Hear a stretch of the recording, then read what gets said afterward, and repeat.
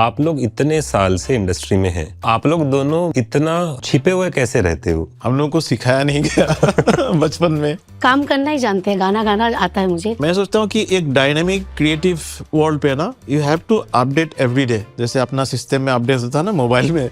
आपको मेरा प्रोनाउंसिएशन कैसा लगा? बहुत असमीज लड़कियों से भी बहुत अच्छा है, तो वो तो मेरे लिए मतलब एक सर्टिफिकेट था भूपेन हजारिका का। आवाज बर्बाद सो ऐसे 4 घंटा गवाया वो वाला फ्रेज। करेक्ट। ध्रुवदा ने भी सुना था, मतलब कि कोई तो लड़की आई है, अच्छा गाती है, बहुत टिप्स वगैरह दिए, ऐसे करो, वहाँ सीखो, ये करो, वो करो, बहुत कुछ। उसके बाद जब शादी हो गया ना, उसके बाद गलतियाँ निकालने लगे। उससे पहले भी बहुत अच्छा थी, मतलब एक सिंपल सा वॉइस नोट विच इन उल्लू का पट्टा which went like that he made into ulule lako which is crazy. Roy का भी एक था बहुत अच्छा। तू है कि नहीं? तू है कि नहीं, Whistle वाला song. व्हिसल वाला। Right. Bye the way that whistle is not played by any human being. मैं जब गाना गाती थी वहाँ पे कोई कट पेस्ट नहीं होता था। मैं एक फ्लो में गाना चाहती हूँ, एक गाने में घुस जाती हूँ, वो मेरे लिए एक मेडिटेशन होता है। Dhruv is big on sampling. उनको बहुत अच्छा लगता है, किसी का वॉइस ले लिया, फिर उसको टेढ़ा बेड़ा कर दिया, फ्लूट ले लिया, फिर उसको कुछ कर दिया। सनी ये गोवर्धन गुल हो गया, गोवर्धन नहीं मिल रहा है। धक टिक तक गोवर्धन एक प्लगइन था रिवर रन करके, वो डिस्कंटिन्यू हो गया। मतलब one of the saddest part in my life.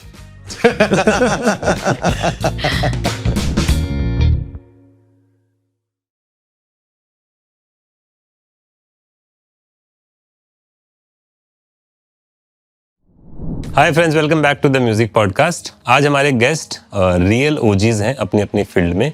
Power couple है, हस्बैंड वाइफ, असम से हैं, मेरे अपने स्टेट से, इसलिए मैं बहुत एक्साइटेड और खुश हूँ। पहले हैं शाश्वती फुकन, उन्होंने हिंदी फिल्मों में प्लेबैक किया है, एसएमएस फिल्मों में प्लेबैक किया है, और 90s और 2000 के टाइम में जो सबसे सुपरहिट रीमिक्स गाने थे, कोई शहरी बाबू, परदेसिया, कांटा लगा, कलियों का चमन, ये सारे सुपरहिट गानों के पीछे जो वॉइस है वो शाश्वती फुकन की है। ये उन कुछ चुनिंदा लोगों में से हैं जिन्होंने अपने करियर के पीक में ये डिसीजन लिया कि वो अपने दोनों बच्चों को पालेंगी, उस पर ज़्यादा ध्यान देंगी। दोनों बच्चों और पति को ध्यान देने के लिए उन्होंने अपने करियर को साइड लाइन किया।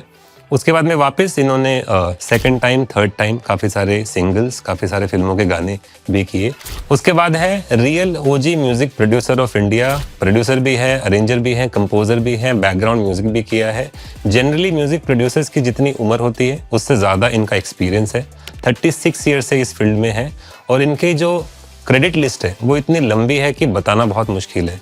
कांटे फिल्म में जाने क्या होगा रामा रे से लेके मौजा ही मौजा जैसे सुपरहिट गाने, और रिसेंटली रॉकी और रानी की प्रेम कहानी जैसे गाने, ऐसे कई फिल्मों में इन्होंने म्यूज़िक प्रोड्यूस किया है, कई फिल्मों में बैकग्राउंड किया है।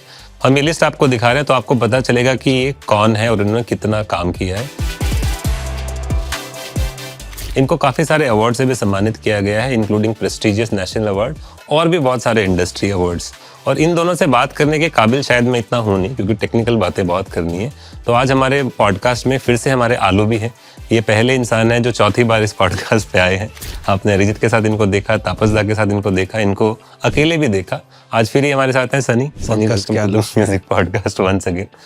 तो मैं और सनी मिलके आज इन दोनों से बात करेंगे और इनके साथ बात करके बहुत मजा आएगा। पहली बार कैमरे पे बात कर रहे हैं और ये इनका पहला हिंदी का पॉडकास्ट या इंटरव्यू है साथ में। तो शाश्वती बा, Dhruvda, welcome to the music podcast. Thank you so much, thank you so हमको मच यहाँ बुलाने के लिए। आई एम सो हैप्पी कि हम लोग ये कर रहे हैं। एकदम। तो सबसे पहला सवाल कि अब ना सोशल मीडिया और पीआर का ज़माना है। हम काम कम करते हैं, उसको प्रमोट ज़्यादा करते हैं ताकि लोगों को पता चले, उससे आपके बिजनेस में इजाफा हो, आपके नाम में इजाफा हो।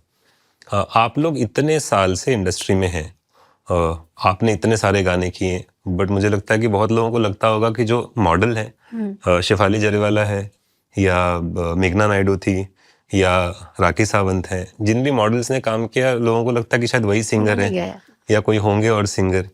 और ध्रुवदा, आपने जितना काम किया है, मतलब यूनिवर्सिटी में कोर्स बनाया जा सकता है उसके ऊपर। तो आप लोग दोनों इतना मतलब छिपे हुए कैसे रहते हो? क्या ये स्ट्रेटजी है या it just happens like that? छिपे हुए नहीं, यह एक्चुअली हम लोग को सिखाया नहीं गया बचपन में। एक्चुअली हम जिस माहौल से आए हैं ना, वहाँ पे थोड़ा सा मतलब काम करना ही जानते हैं, गाना गाना आता है मुझे, उसके अलावा जो भी चीज़ है ना वो थोड़ा सा मुझे पता नहीं खींच लेता है हम दोनों को ही। वो हम ज़्यादा लोग नहीं का बोल सकते, कोई और बोलता है तो अच्छा लगता है। अपब्रिंगिंग में ऐसा हुआ था शायद। ऐसा सिखाया जाए कि अपना ढोल नहीं पीटना है, you don't have to blow your own trumpet, ऐसा जो बोलता है ना, तो बचपन से वही सिखाया जाता है कि कभी हम लोग अपने बारे में थोड़ा सा भी कुछ बोलो तो वो चुभने लगता है कि अरे मैं क्यों बोला ये, मैं अपना आप का मतलब डिफेम कर रहा हूँ, ऐसा लगता है। और मुझे भी नहीं लगता है कि अगर आप अच्छा काम करो तो अपने आप उसका सुगंध जो है ना, कोई अच्छा फूल फूलेगा तो उसको सुगंध अपने आप भले थोड़ा लेट पहुंचेगा लोगों के पास, उसके लिए इतना ढोल पीटना जरूरी नहीं होता है। मैं भी ऐसा ही मानता हूँ बेसिकली। तो आप लोगों ने तो अपनी ज़िंदगी जी ली, आप लोग ऐसा अपने बच्चों के साथ क्यों कर रहे हो? क्योंकि आप लोग के 2 अमेजिंग बच्चे भी हैं और दोनों बहुत ही अच्छे म्यूजिशियन हैं। श्रेया बहुत अच्छा गाती है, आयुष बहुत अच्छा कंपोज भी करता है, गाता भी है। उनसे भी जब हम मिले थे, याद है सनी, हम लोग का कॉन्वर्सेशन भी हुआ था। मैं ऑलमोस्ट हर रोज़ एक आर्टिस्ट से मिलता हूँ। हम लोग बहुत ही रेयरली ऐसे आर्टिस्ट मिलते हैं जिनको ना मार्केटिंग का कुछ पड़ा है, ना उनको प्रमोट होने का कोई जल्दी है। शायद वो हम लोगों का गलती है पेरेंटिंग में कुछ। जीन में भी थोड़ा सा रहता है ना, नहीं शायद। करेंगे, वो लोग भी करेंगे। आजकल के बच्चे हम लोगों से तो थोड़ा तो एडवांस होंगे, थोड़ा स्मार्टर तो होंगे हम लोगों से, करेंगे वो लोग भी। कर रहे हैं इनफैक्ट, थोड़ा सा तो हम लोगों से ज़्यादा एक्टिव है। मतलब इंस्टाग्राम में बोलिए या सोशल मीडिया पे। तो दोस्तों, जितने भी लोग पॉडकास्ट देख रहे हैं, प्लीज़ श्रेया फुकन, आयुष फुकन दोनों को चेकआउट कीजिएगा। और बहुत कमाल के म्यूजिशियन और सिंगर हैं, and I am sure you will like it, it will be worth your time. Dhruvda, आप लोगों से सबसे इम्पोर्टेंट सवाल पूछते हैं। ये पॉडकास्ट जो है वो ज़्यादातर इमर्जिंग म्यूजिशियन, म्यूज़िक प्रोड्यूसर्स, कोई बिजनेस करना चाहता है म्यूज़िक का, वो लोग देखते हैं, और इंडस्ट्री के लोग भी देखते हैं। तो उनका सबसे मेन सवाल यही होता है कि आपके एक्सपीरियंसेस से वो क्या सीख पाए और वो अपनी लाइफ में वो एक्सपीरियंसेस यूज़ कर पाए ताकि उनको थोड़ा फ़ायदा हो। तो अभी आप लोगों को 25-30 साल से ज़्यादा का एक्सपीरियंस है, आपने सब दौर देखा है, कैसेट का दौर भी देखा है, सीडी का भी देखा है, स्ट्रीमिंग का भी देखा है। आपने वो टाइम भी देखा है जब म्यूज़िक कंपोजर के घर के बाहर लोग 6-6 घंटा, 8-8 घंटा वेट करते थे, स्टूडियो में वेट करते थे। टेलीफोन नया नया आया था, mobile phone, internet, social media, ये सब तो होता ही नहीं था। तो इतना लंबा किसी का जर्नी भी चलना आसान नहीं होता है। 36 ईयर्स में कितनी बार ट्रेंड चेंज हुआ, कितनी बार साउंड चेंज हुआ, कितनी बार लोगों का टेस्ट चेंज हुआ, कितनी बार कंपोज़र का, म्यूज़िक प्रोड्यूसर का, फिल्म प्रोड्यूसर का टेस्ट चेंज हुआ।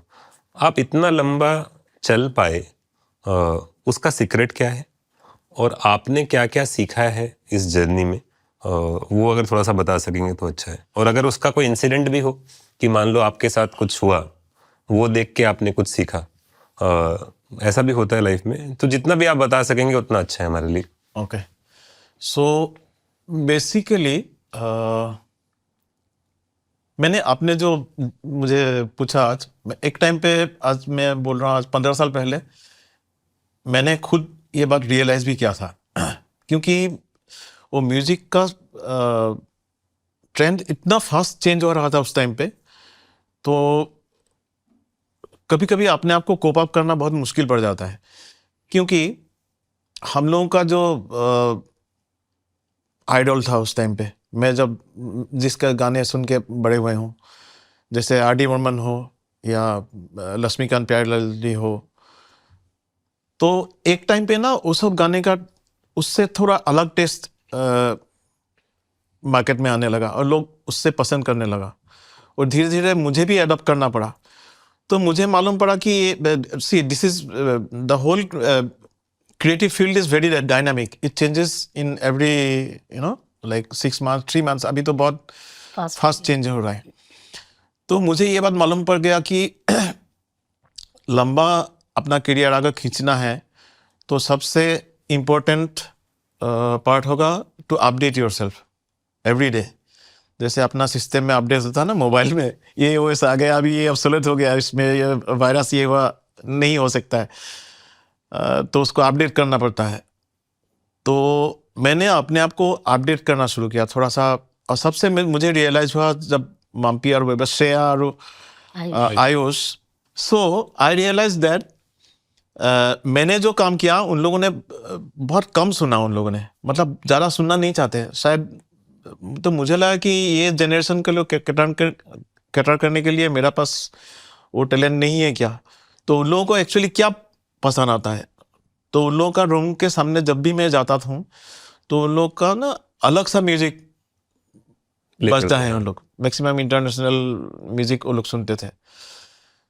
तो मुझे लगा कि मतलब नया जनरेशन को अगर हम लोगों को उनके लिए म्यूजिक बनाना है तो धीरे धीरे वो अपडेट करना पड़ेगा उन लोगों का टेस्ट। तो श्रेया और आयुष से उन लोगों का पॉडकास्ट जो ये है ना लाइब्रेरी, मैंने ये किया उन लोगों का साथ। इनफैक्ट मैंने बैठा उन लोगों को पूछा कि हम लोग जो म्यूजिक कर रहे हैं उसमें क्या कमी लगता है तुम लोगों को, या तुम लोग ये म्यूजिक से ये सुनने के लिए क्यों ज़्यादा प्रिफर करना पड़ते हो। तो उन लोगों का रूम के सामने से आते जाते जो अलग सा साउंड सुनाई दिया करता था, धीरे धीरे मुझे वो भी अट्रैक्टिव लगने लगा। और मैं इतना दिन से जो सुन रहा था वो भी मुझे थोड़ा सा लगा कि नहीं, इससे थोड़ा सा अभी आगे जाने का टाइम आ गया। तो बट वो टेस्ट मेरे में नहीं था, तो I have to grow in me those kind of वो म्यूजिक का जो टेस्ट है धीरे धीरे ग्रो करना ज़रूरी हो गया। तो उन लोगों का लाइब्रेरी मांगा, मैंने सुना किया और सुन के फिर उसको मेरा टेस्ट उसके हिसाब से ग्रो करने लगा, क्योंकि मुझे ये पता लगा कि नेक्स्ट जो आने वाला म्यूजिक है यही है।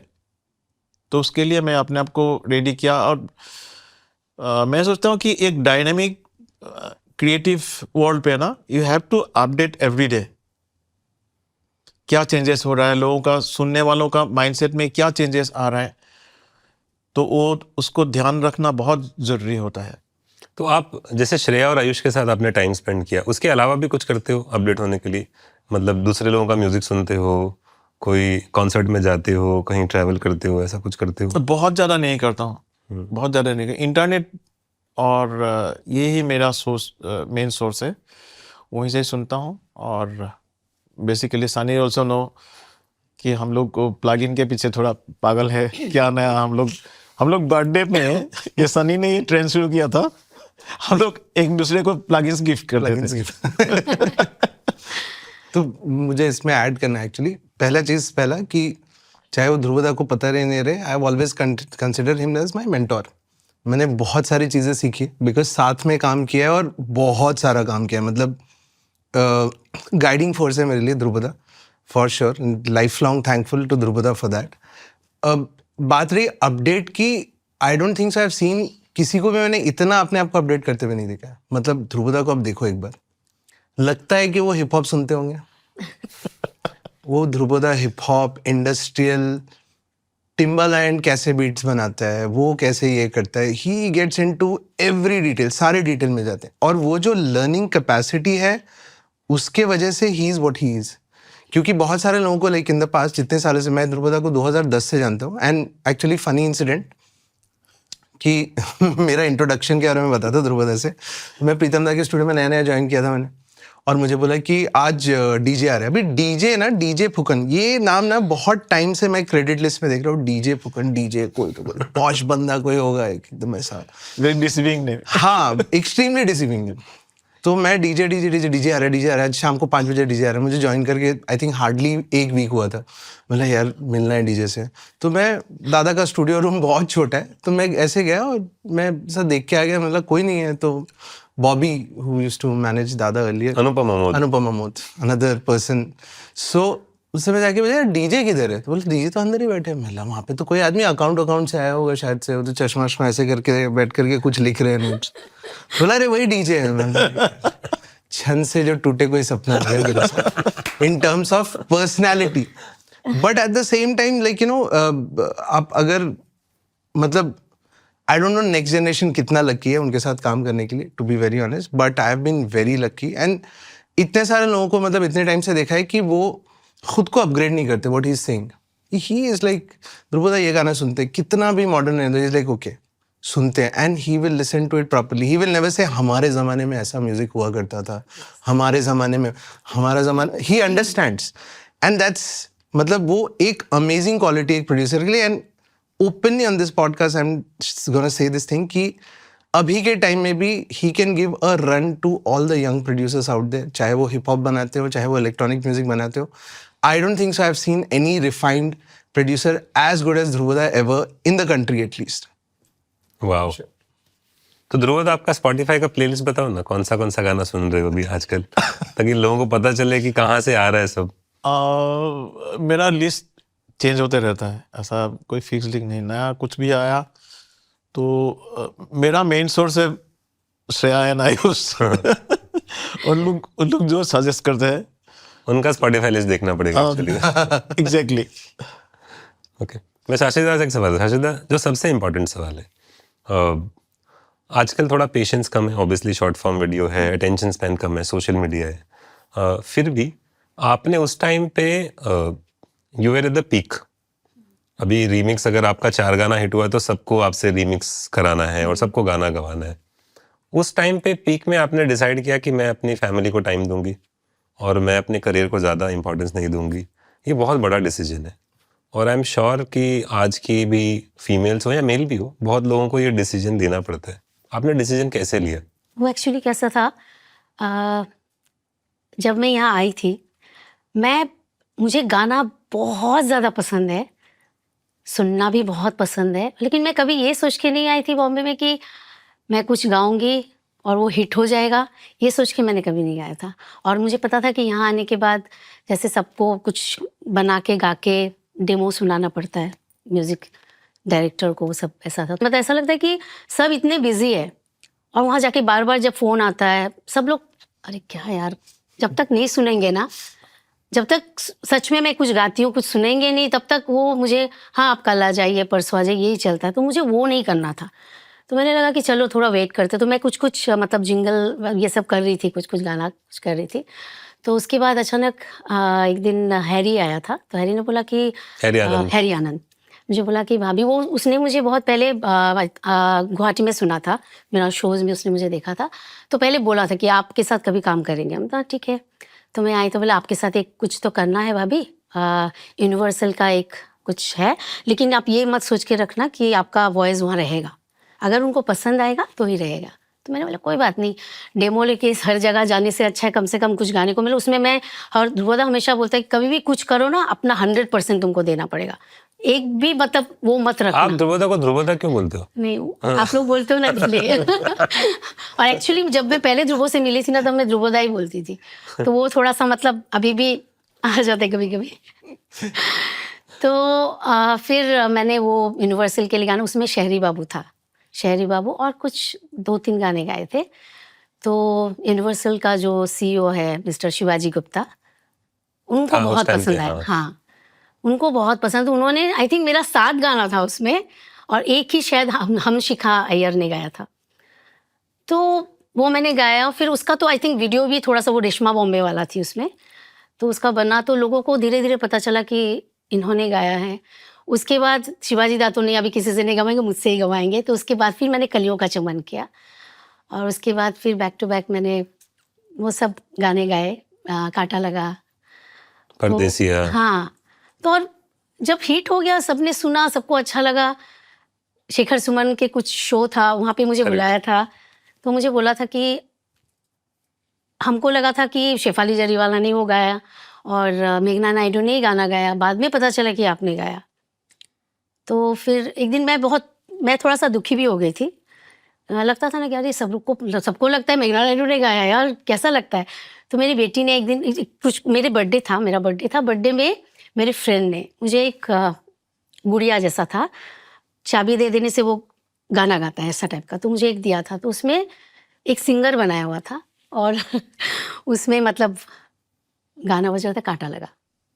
तो मैं ऐसे, जब मैं थोड़ा सा वैसे कि क्या यार सबको लगता है शेफाली ने गाया है और ऐसा, तो मेरी बेटी ने बोला था, वो आई थिंक 3.5 साल की थी, बोला मम्मी लेकिन देखो ना, अभी ये जो गुड़िया बनाया है उसमें गाना बज रहा है और वो एक सिंगर ही बनाया है, लेकिन वो जो शेफाली ने डांस किया था उसका एक कुछ तो होना चाहिए था ना उसमें, तो इसलिए तुम दुखी मत होना। तो इतनी मतलब छोटी सी बच्ची ने वॉइस वॉइस, इनका चल रहा है, लेकिन डॉल का जो डल आया वो शेफाली जयसवाल वाले का डॉल नहीं है, कोई ऐसे ही सिंगर है, तो तुमको अगर कोई जानता भी नहीं है तो वो सिंगर क्यों बनाया? करेक्ट। मतलब वो बोला कि तुम्हारा गाना ज्यादा हिट है। पसंद है। तो मुझे बहुत अच्छा लगा वो। फिर बोलती है ऑटो में किसका गाना बजता है? तुम्हारा ही आवाज बजता है ना, वहाँ तो कोई डांस नहीं करता है। मुझे बोला हाँ यार, मुझे उस बच्ची ने मुझे मतलब बहुत कुछ, मतलब उससे भी मुझे कुछ सीखने को मिला। तो मैं फिर हाँ ठीक है। तो उसके बाद जब गाने लगी तो फिर एसएमएस इंडस्ट्री भी चल रहा था उसमें, तब मैं बहुत अच्छे अच्छे फिल्म के गाने भी बहुत गाए। और इधर प्रीतिश नंदी कम्युनिकेशन का भी मुंबई मैटिनी का गाना आया, सब हिट हुआ था। तो मैंने बोला कि समय अच्छा है मेरा, है ना, एक समय भी होता है ना। करेक्ट। तो कर रही थी। तो उसके बाद अचानक देखने लगी बच्चे बड़े हो रहे हैं, और जब उनका रिजल्ट आ रहा है थोड़ा ख़राब हो रहा था, तो वो भी मुझे बहुत ख़राब लग रहा था। और फिर ध्रुवदा भी इतना बिजी, मैं भी बिजी, दोनों ही बिजी है। तो और मम्मी बोलती है कि माँ का ज़्यादा वो होता है बच्चों को पालने के लिए, राइट। तो वो भी मैं मतलब एक्चुअली क्या है ना, मैं गाना गाती हूँ, मुझे गाना बहुत पसंद है, लेकिन मेरे बच्चे भी मेरे लिए बहुत प्रायोरिटी था उस समय में। तो मुझे लगा कि नहीं, ध्रुवदा नहीं देख सकते बच्चों को, तो मुझे ही देखना पड़ेगा। और मैंने बिल्कुल उसके लिए, मुझे कोई रिग्रेट नहीं है दरअसल, कोई रिग्रेट नहीं है। मुझे बहुत अच्छा लगा था। लेकिन उसके बाद जब फिर 5-6 साल हो गया, उसके बाद सब जो मुझे लिखता, आप गाना नहीं गा रहे हो, क्यों नहीं, मैसेज आता था मुझे, तो मुझे नहीं नहीं नहीं मुझे कुछ करना चाहिए। और मैं ऐसी भी मम्मी नहीं बनना चाहती थी कि बच्चों को दोष नहीं, बच्चे के लिए मैंने वो कर लिया, वो ऐसा नहीं था। तो उसके फिर से मैंने बोला, मैंने ध्रुवो को बोला कि तुम क्या सोच रहे हो कि मैंने 6 साल गाना नहीं गाया तो मुझे गाना नहीं, अभी गाना बनाओ मेरे लिए। तो ध्रुवदा के ऊपर बहुत प्रेशर होता था उस समय। उसके बाद फिर एसएमएस कम्युनिटी में भी बहुत अच्छे अच्छे मतलब फ्रेंड्स थे हमारे, इप्सॉन, जुबिन। जुबिन तो मतलब मेरा मतलब थर्ड इनिंग्स मैंने शुरू किया था, मतलब सेकेंड इनिंग्स जब श्रेया होने के बाद फिर मेरा थोड़ा सा गैप था। उसके बाद फिर आयुष हुआ, तो फिर मैं एक दिन बोलने लगी नहीं यार, अभी कुछ तो गाने के लिए थोड़ा सा वॉइस भी वो हो रहा है, बैठा हुआ है। तो जुबिन बोलते तुम कल आना, चुपचाप आ जाना और गाना गा देना। तो फिर मैंने गाना गाया एक, वो तो बहुत ज़्यादा हिट हो गया आसामीज़ में, वो बिसारी सु का खोड़ते। तो फिर से मतलब वो कॉन्फिडेंस आया। तो जुबिन मुझे बहुत इनकरेज करता था उस मामले में, नहीं तुम गाओ, वो सब मतलब बहुत। उसके साथ तो मैंने मतलब बहुत सारा काम किया, बहुत सारा। और साइड बाय साइड जैसे यहाँ पे भी करती थी, जैसे बॉम्बे इंडस्ट्री में क्या था, एक तो था कि कोई अगर आपको तुरंत बुलाए, मतलब रात के 12 बजे भी आपको जाना पड़ता है, तो वो मुझे मतलब थोड़ा सा मेरे बच्चों के लिए मतलब मुश्किल हो जाता था, क्योंकि बिल्कुल हम अकेले हैं, तो उसके लिए थोड़ा सा मुझे प्रॉब्लम हो जाता था। तो इसलिए मैंने बोला कि नहीं, किसी के पास जाके गाऊंगी, किसी के पास नहीं गाऊंगी तो फिर और नाम खराब होता है। मैंने कोई बात नहीं, थोड़ा देर रुक जाती हूँ, अपॉर्चुनिटी आएगा, है ना, जब आना होगा तब आएगा, उसके लिए मैं वेट करती हूँ, ऐसा कुछ नहीं है। और मैं बहुत ब्लेस्ड चाइल्ड हूँ भगवान का शुक्र है कि कैसे मैंने गाना किया। मैंने कभी बहुत अच्छा, मुझे ट्रेनिंग भी मैंने नहीं लिया था। मैं जहाँ से बड़ी हुई, बड़ी होके आई हूँ इधर अरुणाचल प्रदेश में मैंने बड़ा हुआ। मेरा जो मतलब बचपन जो है ना, अरुणाचल आपको पता है कैसा जगह है, एकदम इंटीरियर है, वहाँ कुछ भी नहीं है। तो मेरा बेसिक ट्रेनिंग मेरी मम्मी से मैंने शुरू की थी, मम्मी ने मुझे सिखाया था। और जैसे कि एक फिल्म ने मुझे मतलब गाना गाने के लिए मैं कैसे इंस्पायर हुई, एक फिल्म था ड्रीम गर्ल, तब मैं तवांग में थी अरुणाचल प्रदेश में। तो बहुत छोटा जगह है, तो वहाँ एक हॉल होया करता था, जैसे 4:30 बजे से वहाँ गाना बजता था, तेरे बिना जिया जाए ना, गाना शुरू हो जाता था। 1 घंटा तक सब आर.डी. बर्मन के गाने बजते थे और एकदम कोहरा ठंडा, और वहाँ वो गाने सब आते थे। अभी भी मैं बहुत नॉस्टैल्जिक हो जाती हूँ जब वो सब गाने सुनती हूँ। तो उसके बाद एक दिन फर्स्ट फिल्म मेरा मम्मी पापा के साथ हम लोग गए थे, ड्रीम गर्ल करके एक पिक्चर देखने गई थी। वहाँ जाने के बाद लता दीदी का एक गाना था, छुपा छुपी खेले आओ। तो वो गाना मुझे इतना मतलब, गाना ऐसा होता है मतलब इतना अच्छा लगा था। मैं तब 6 साल की थी, तो वो गाना मतलब मेरे मतलब मैं बता नहीं सकती, मुझे रात तक पूरा याद किया मैंने वो गाने को, मुझे गुनगुना रही थी, लेकिन सुबह उठ के ही मैं भूल गई वो गाना, मुझे याद नहीं आ रहा। तो मुझे बहुत मुश्किल होता कि क्यों नहीं याद आ रहा, अभी क्या करूँगी मैं, नया गाना है। और वो वहाँ पे एक request programme, All India Radio था, ऑल इंडिया रेडियो में कुछ तो रिक्वेस्ट प्रोग्राम आता था, उसमें सेना के लिए होता था वो रिक्वेस्ट प्रोग्राम। तो नए नए जितने फिल्म आते थे वहाँ पे गाना बजता था। एक दिन अचानक बजा वो गाना, तो मैं बोली अरे, और उस समय मैं लिख नहीं सकती हूँ ना, तो मुझे सुन सुन के याद करना था, तो बहुत बार सुनना पड़ेगा तभी मुझे याद होगा। तो मैंने सोचा कि नहीं, अभी एक कुछ काम करूँगी मैं थोड़ा सा बदमाशी की स्कूल से, मतलब तब मैं नर्सरी में या KG 1 कुछ में थी। तो फिर आते समय ऑल इंडिया रेडियो में, क्योंकि मेरे पापा थे वहाँ पे, तो मैं बोली पापा के पास अगर मैं चली जाऊंगी तो पापा बहुत डांटने वाली है। तो मैंने झूठ बोल के मैंने बोला कि मेरे पापा यहाँ काम करते हैं लेकिन पापा से नहीं मिलना है, मुझे यहाँ पे स्टेशन इंजीनियर से मिलना है। बोल के मैं जाके station engineer mister PS Karekar था, तो मैं जाके बोला कि मुझे एक आपसे रिक्वेस्ट करना है। तो बोला क्या? तो बोला आपका नाम बताइए। तो मैंने बोला शाश्वती। मैंने टाइटल नहीं बोला था क्योंकि टाइटल बोलूँगी तो वो जान जाएंगे कि मैं मेरे पापा की बेटी हूँ। तो मैंने ऐसे बोला, तो बोला हाँ बताइए। तो बोला अंकल मुझे गाना सीखना है, तो आपके यहाँ वो रिकॉर्ड है, कौन सा फिल्म का गाना? तो मैंने बोला ड्रीम गर्ल।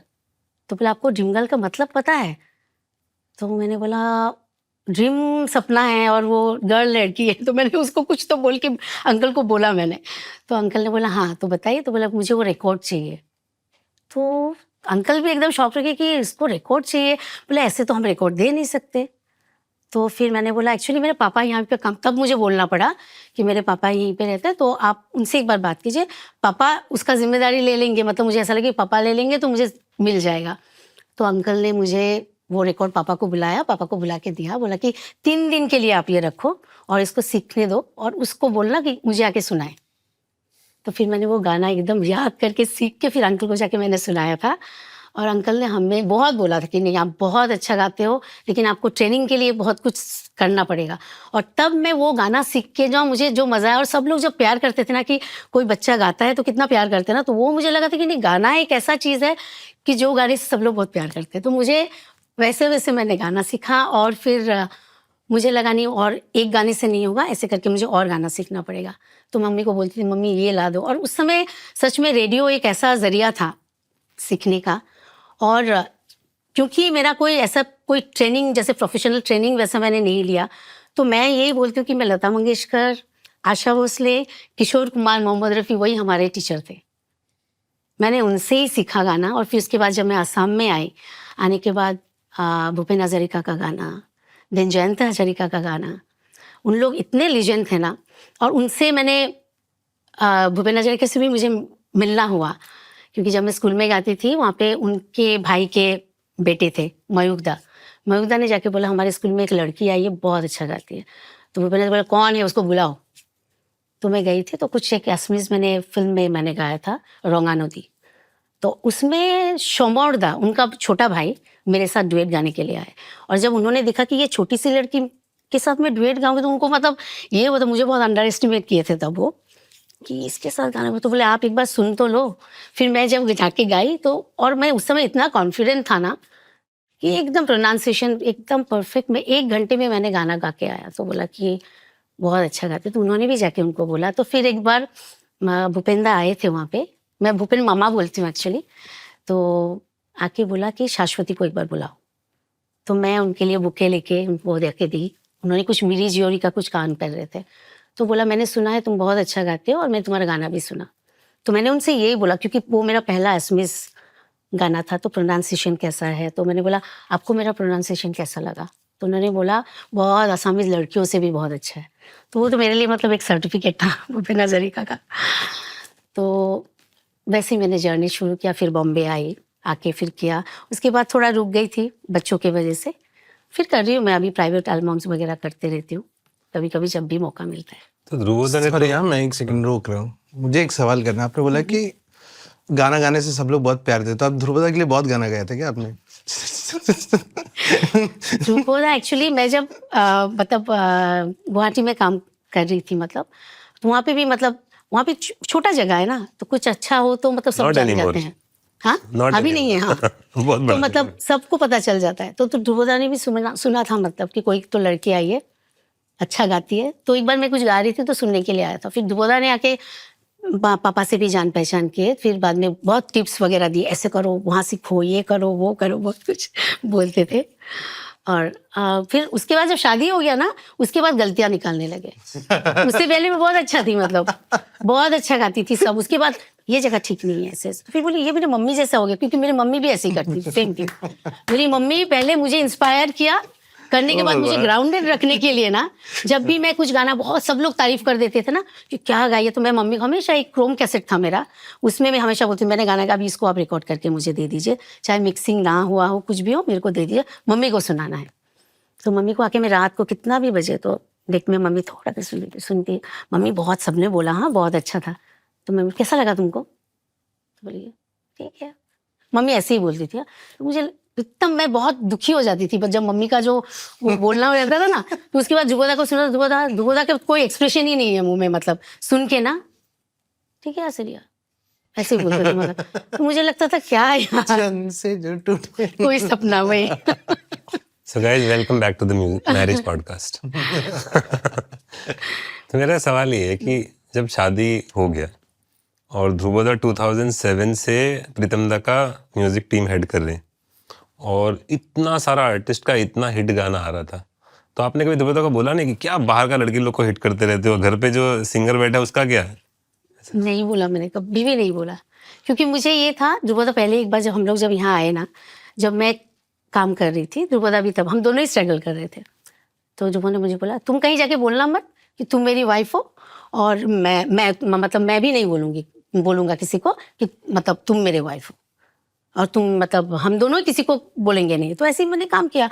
तो एक बार जब मेरा कलियों का चमन हिट हो गया था, ये भी एक इंसिडेंट, हाँ बता रही हूँ, तो कोई म्यूजिक डायरेक्टर के साथ ध्रुवदा काम कर रहे थे, तो बोला कि दादा आजकल एक गाना है, आपने सुना कलियों का चमन, बूढ़े लोगों को भी पसंद आ रहा है, बच्चे भी बहुत पसंद कर रहे हैं। तो ध्रुवदा ने सुना, हाँ ऐसे करके बोला, ध्रुवदा ने कुछ बोला नहीं। तो फिर हमारा वो वहाँ समय ड्राइवर कोई था ध्रुवदा के साथ, तो उसने बोला कि अरे वो बहुत, बोला कि दादा ने कुछ बोला नहीं। तो नेक्स्ट डे एक टाइम्स ऑफ इंडिया में कुछ तो एक आर्टिकल आया था हमारा, तो बोला अरे मोहम्मद दादा को जाके दिखाओ, मैं इनके बारे में बोल रहा था। तो उसको बहुत गुस्सा आया कि दादा तो बोल नहीं रहे अभी क्या, बोले क्या दादा को दिखाना है, दादा की तो वाइफ है। तो बोले कि अरे क्या बात कर रहे हो, तो बोला कि आपने बोला नहीं, मैं कल से कितना कुछ बोला। बोले नहीं, अगर मैं बोल देता तो जो तारीफ कर रहे हो वो तो फिर थोड़ा सा शायद वो हो जाता ना, तो इसलिए मुझे अच्छा लग रहा था सुन के। तो बोला ऐसे हैं। बट अभी बताते हैं कि नहीं आप वाइफ हो? हाँ भी बताते हैं। आप श्योर हो ना कि यही रीजन था, कोई दूसरा रीजन तो नहीं कुछ नहीं था। नहीं, मेरा मतलब क्या है, जब अपना काम के दम से जब किसी को सक्सेस मिलता है ना, उसका जो एंजॉयमेंट है ना, वो बहुत ज़्यादा कीमती होता है, रादर देन किसी ने आपको सिफारिश किया है या किसी का नाम के लेके। मैं अपने बच्चों को भी एकदम स्ट्रिक्टली मना करके रखा हुआ है, किसी का पास भी तुम काम के लिए जाओगे मेरा नाम मत लेना, डीजे फुकन का नाम मत लेने, हो सकते हो तुम्हारा सरनेम भी मत लेना। जो काम करना तुम अपने टैलेंट के हिसाब से अपने दम से करना, क्योंकि वो ना बहुत लॉन्ग लास्टिंग बूस्ट देता है। उसके अगर थोड़ा सा भी सक्सेस होता है ना, मेरा नाम लेके कहीं पे भी जाएगा ना, उसको शायद बहुत लोग काम दे भी देंगे, बट उसके बल से जो काम मिलेगा ना, उसको खुद का ही कॉन्फिडेंस नहीं आएगा लाइफ में। एक्चुअली वो मज़ा नहीं आता, एक्चुअली वो मैं ये बात को मानती हूँ, इसलिए मैं कभी नहीं बोलती हूँ।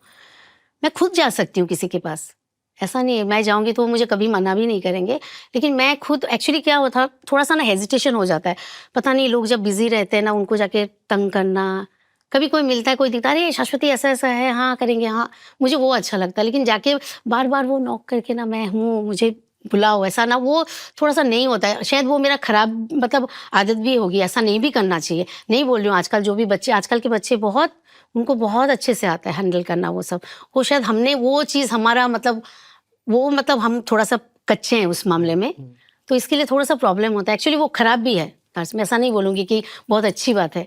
एक्चुअली हम जहाँ से आए हैं ना, वहाँ से ये सब हमने सीखा नहीं यार, वहाँ पे तो सीखने को मिला ही नहीं ना वो सब, वैसा स्ट्रगल था भी नहीं वहाँ पे। अच्छा गाते थे तो बस इसने गाया चलो इसको गाने दो, ऐसा था वहाँ पे। यहाँ पे इतने सारे हैं ना, इतने सारे, मतलब जो भीड़ में शायद मतलब हमारा अप्रोच भी थोड़ा सा खराब है, वो थोड़ा सा होना चाहिए एक्चुअली। नहीं एक्चुअली हाँ पता चलेगा, दोनों ही सही है, कोई भी सही गलत एक्चुअली है नहीं। तो मैं ना आज थोड़ा कम बोलना चाहता हूँ, उसका रीज़न ये है कि Sunny is one of the best music producer and the sound person in the country, he is the real ओजी। और जितने भी ऑडियंस है ना, वो लोग बहुत सारा म्यूजिक प्रोडक्शन और अरेंजमेंट को लेके कॉन्वर्सेशन और कहानियाँ सुनना चाहते हैं, तो हम लोग थोड़ा देर ना सुनते हैं, आप लोग बात करो। ठीक है। सबसे पहला, मोर देन एनी कहानी, एक पहला सवाल है कि ध्रुवदा ने म्यूजिक के पहले क्या किया? और म्यूजिक से पहले म्यूजिक ही किया था। बचपन से म्यूजिक कर रहा हूँ। नो बट या एक्चुअली मैं एजुकेशन वाइज एक्चुअली मैं इंजीनियरिंग पढ़ा था, और इवन शायद 2 साल मैंने असम इंजीनियरिंग इंस्टीट्यूट में लेक्चरर भी किया था। शायद क्या होता है अपने क्लियर शायद इसलिए कि वो लेक्चर करने जाते थे लेकिन म्यूजिक पढ़ा के आ जाते थे। नहीं, वो क्या है ना, स्टूडियो का एकदम बगल में था इंस्टीट्यूट, चांदबाड़ी में। तो मैं ब्रेक में जाके 2 क्लास लेके आता था, फिर वापस वहाँ पे स्टूडियो में काम करता था। अच्छा। तो ऐसा है, मतलब इसीलिए शायद हो रहा है। मैं म्यूजिक कर रहा हूँ या पढ़ा रहा हूँ। नौकरी कर रहा हूँ, वो श्योर ही नहीं था। 2-3 ऐसे ही अलग अलग टाइप के सवाल है कि ये डीजे आपने कैसे स्टार्ट किया नाम, क्योंकि ये इंसिडेंट मुझे मालूम है, मैं चाहता हूँ कि लोग जाने की क्यों हुआ ऐसा। डीजे एक्चुअली ना, मेरा नाम, पूरा नाम ध्रुव ज्योति है। तो ध्रुव ज्योति फॉर ये रीजन का जो लोग हैं ना, उन लोग के लिए थोड़ा सा एलियन टाइप का नाम है। ध्रुव ज्योति कैसा नाम है? तो कोई धीरू भाई बोलते थे, कोई कुछ भी बोलते थे। तो actually Suleman started calling me DJ. अरे तेरा नाम बहुत ये यार, I will call you DJ. So he started calling me DJ. तो मुझे भी लगा कि शायद ये सबको बोलने के लिए आसान होगा। लोगों को पसंद आया एक्चुअली। तो उस टाइम पे डीजे मुझे एक्चुअली आया ही नहीं था। डीजे का कल्चर ही नहीं था इंडिया। कल्चर ही नहीं था तब। तो मैं डीजे बना, लेकिन मेरा पास बहुत सारे लोग डीजे बन गए।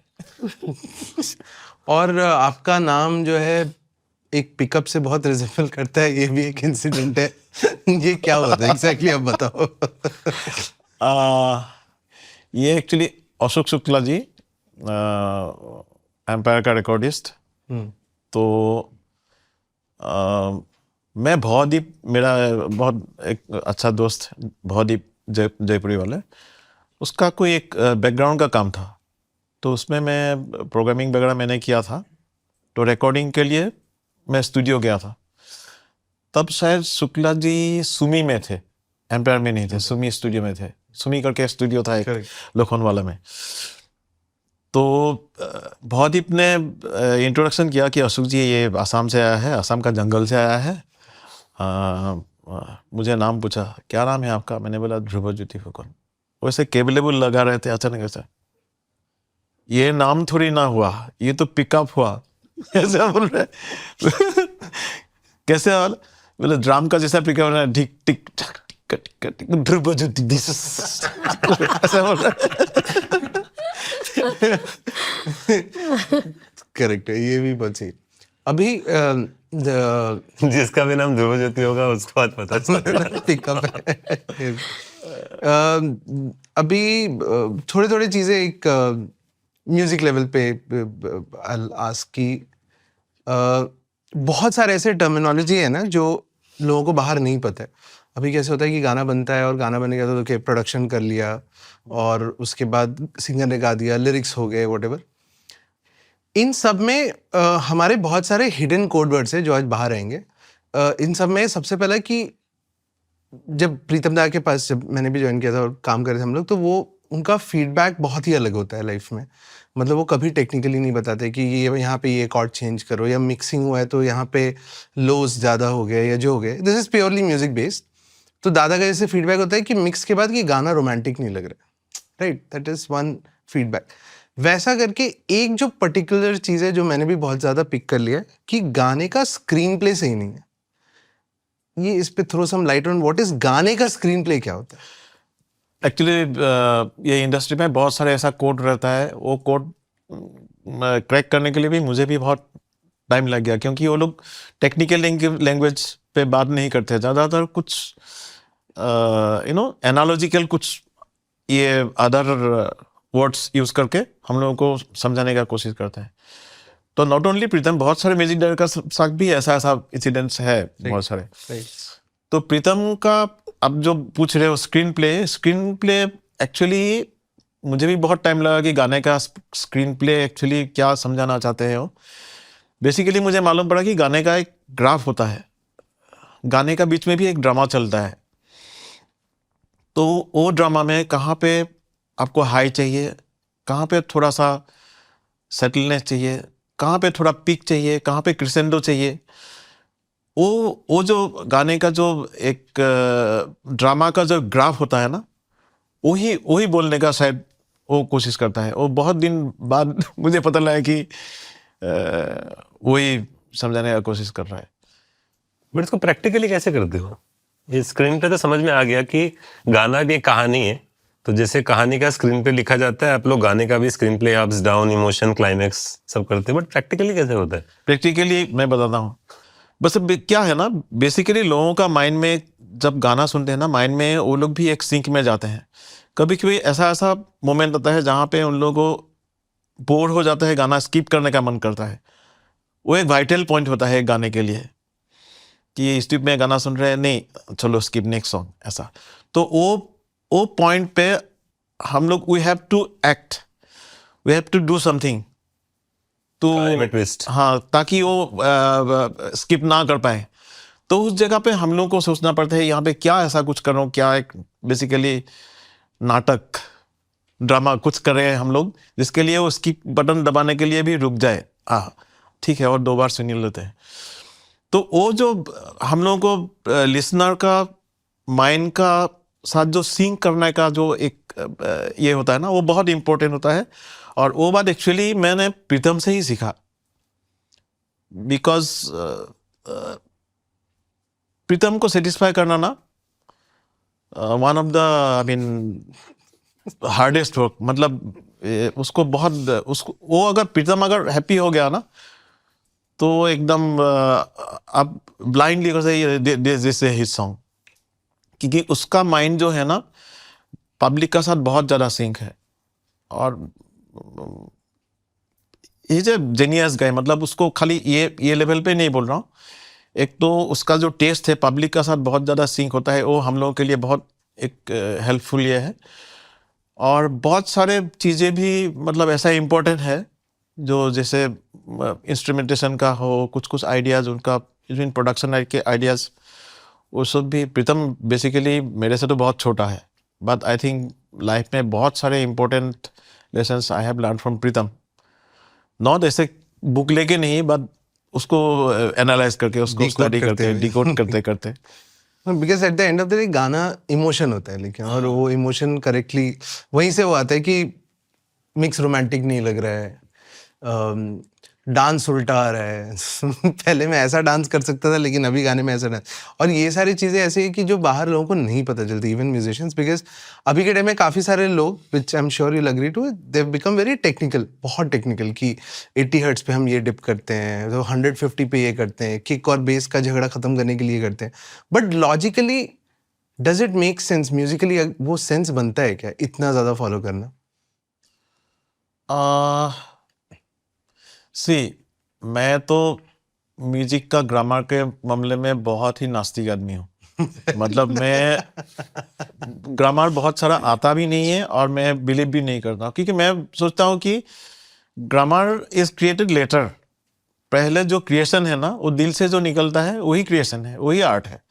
उसको एनालाइज करने के लिए, उसको एनालिसिस, उसको स्टडी करने के लिए बाद में उसका ग्रामर बना। कोई भी लैंग्वेज भी, इवन पहले इंग्लिश का ग्रामर बनाया लोगों ने कि हम लोग 3rd पर्सन प्रेजेंट टेंस में ये लगाएंगे वो लगाएंगे, ऐसा करके उसका बाद लैंग्वेज नहीं बना। पहले बोलते बोलते लैंग्वेज बना, उसका बाद उसका एनालाइज करने के लिए ग्रामर बना। तो म्यूजिक में भी, not only music, any kind of art, तो grammar is to analyse the art and उसका ऊपर नया कुछ करने के लिए वो होता है। तो मैं तो बहुत सारे बेस गिटार में डिले दिया हूँ, मतलब मुझे तो फांसी हो जाना चाहिए एक्चुअली। बेस गिटार किक पे रिवर्ब दिया हूँ, बेस गिटार में डिले लगाया हूँ। मतलब जो मन में आया है वही कर रहा हूँ। जो अच्छा नहीं लग रहा है उसको डिलीट मार देता हूँ। जो अच्छा लगता है, कुछ भी मीनिंगफुल निकल रहा है, कोई भी इमोशनल वो कैरी कर रहा है, वो मुझे लग रहा है ग्रामर से ऊपर है वही। इसीलिए मौजा ही मौजा गाने में SMS लाइन डाल दिया। सो बहुत मुझे आप तो सबको पता ही होगा, बहुत कम लोगों को समझ में आता है कि वो क्या बोल रहे हैं और वो क्यों है मौजा ही मौजा में। तो एक बार आप समझाइए ना वो क्या है। वो समझने का जरूरत भी नहीं है एक्चुअली क्योंकि वो गाने का साथ कोई लिंक ही नहीं है। उसका मीनिंग बोल दो। उसका वो meaning- एक्चुअली क्या है, আলিকাঠি জ্বালি দিম আলিকাটি চালি দিম বৰপীৰা পাৰি দিম তাতে বহি বহি ৰ'দ দে। मीन्स सूर्य ठंडे के मौसम में मौसम में जब धूप नहीं निकलती है ना, हाँ, जब धूप थोड़ी थोड़ी आता है तो सूर्य देवता को प्रणाम करके बोलते हैं कि सूर्य देवता आप आ जाइए, आपके लिए ये बरपीड़ा मतलब वो पीड़ा पीड़ा मतलब जिसमें पीड़ा बैठने- मतलब पेन नहीं है, असल पीड़ा मतलब होता है वो बैठने का नीचे वाला स्टूल जो होता है। करेक्ट। बरपीड़ा पारी दिम ताते बोही बोही रोड दे, मीन्स वहीं पे बैठ के हम लोग को धूप दीजिए। बेसिकली हम लोग को जो नर्सरी राइम्स था ना वही हम लोग बचपन में सीखे थे, वही मैंने लगा दिया। मुझे लगा कि सब लोग अफ्रीकन सैंपल यूज कर रहा है, ये सैंपल यूज कर रहा है, मैं ये भी लगा देता हूँ, जो देखा जाएगा बाद में जो भी होता है। तो लोगों का अच्छा लगा तो रह गया। Actually I just use it as a sample, उसका कोई मीनिंग नहीं है इनफैक्ट। तो जब आपने लगाया था तब प्रीतम दा प्रोड्यूसर डायरेक्टर एक्टर वो लोग का कोई फीडबैक नहीं आया कि क्या हो रहा है ये? उन लोगों ने, प्रीतम ने तो पूछा था ये क्या है, मैं उसके लिए झूठ बोला था कि ये सिंपल है, मैं सीडी से ऐसे करके लगाया, क्योंकि मुझे लगा कि मैं अगर गा के ऐसा तो रिजेक्ट हो जाएगा, तो मैंने एक्चुअली झूठ बोला था कि ये सिंपल है। तो वो आपका ही वॉइस है? हाँ, मेरा ही वॉइस है बेसिकली। बाद में जॉय ने उसका ऊपर थोड़ा सा कुछ पार्ट में लेयर किया था। राइट। सैम्पलिंग मतलब सैम्पलिंग ध्रुवदा सैम्पलिंग में एक्चुअली जो लोग भी म्यूजिशियन लोग देख रहे हैं सैम्पलिंग में बहुत ज़्यादा बिलीव करते हैं और एक्सट्रीम अमाउंट ऑफ सैम्पलिंग करते हैं। जैसे सैम्पलिंग में अगर उल्लू का पट्टा, राइट, उलुल्ले, लेको लेको, ये सारे सैम्पल्स यूजुअली जो भी प्रोड्यूस करते हैं उनके बहुत सारे रेडीमेड सीडीज में मिलते हैं, बहुत सारे सैम्पल्स, बट इतने यूनिक नहीं मिलते हैं। So it's Dhruvda is big on sampling. उनको बहुत अच्छा लगता है, किसी का वॉइस ले लिया फिर उसको टेढ़ा बेढ़ा कर दिया, फ्लूट ले लिया फिर उसको कुछ कर दिया। तो आप एक ऐसे टॉप 3 गाने बताओ आपको जहाँ पे ये सैम्पलिंग करके बहुत मजा भी आया और लोग आज तक भी फिगर आउट नहीं कर पाए कि वो एक रेडीमेड सीडी सैम्पल है या फिर वो बनाया हुआ है। बहुत सारे हैं। इवन एक तो तुम्हारा साथ इंसिडेंट मुझे याद आ रहा है अभी। हाँ, अच्छा। सेरेनिटी में प्रीतम का स्टूडियो में हम लोग शायद ये वाला गाना आहू आहू हाँ। आहू आहू में तो मुझे लगा था कुछ एक ऐसा 808 जैसा टोन चाहिए, बट नॉट एग्जैक्टली 808, क्योंकि 808 सब लोगों ने ऑलरेडी यूज कर लिया, तो मुझे थोड़ा वो जैसा टोन बनाना था। तो उस टाइम पे राणा था, तो राणा का बोला कि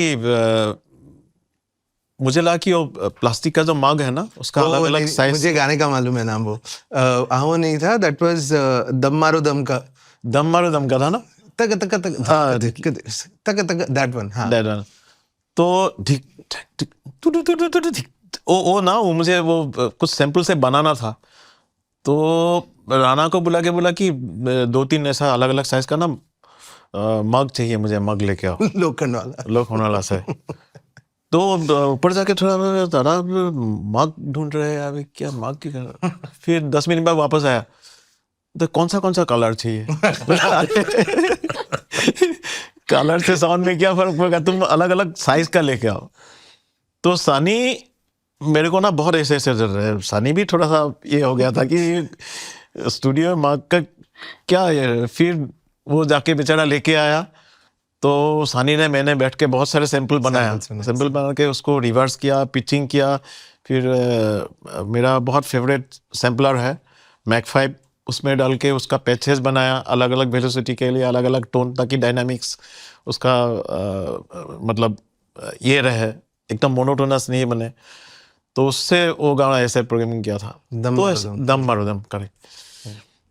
फिर ऐसा बहुत सारे, इवन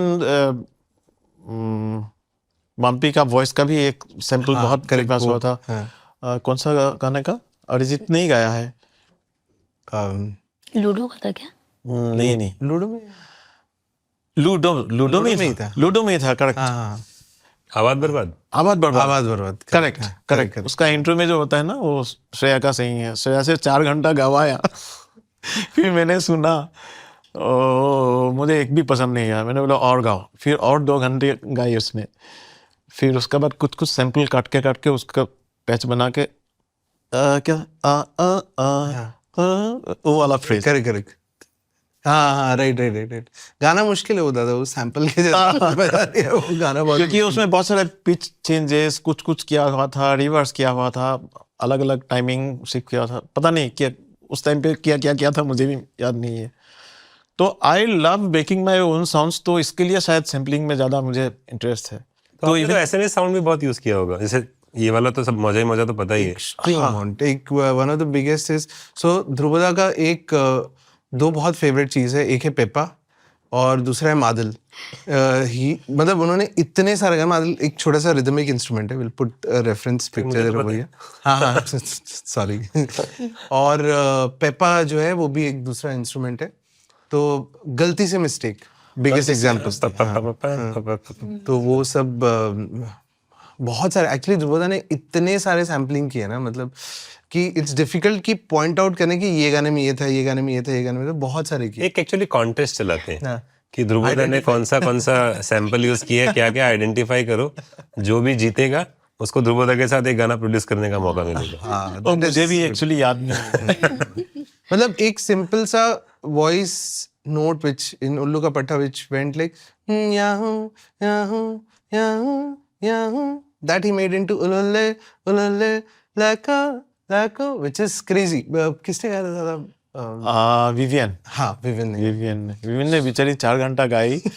बहुत सारे गाए, वो पागल हो गए कि एक्चुअली क्या चाहिए, मुझे समझ में नहीं आ रहा है।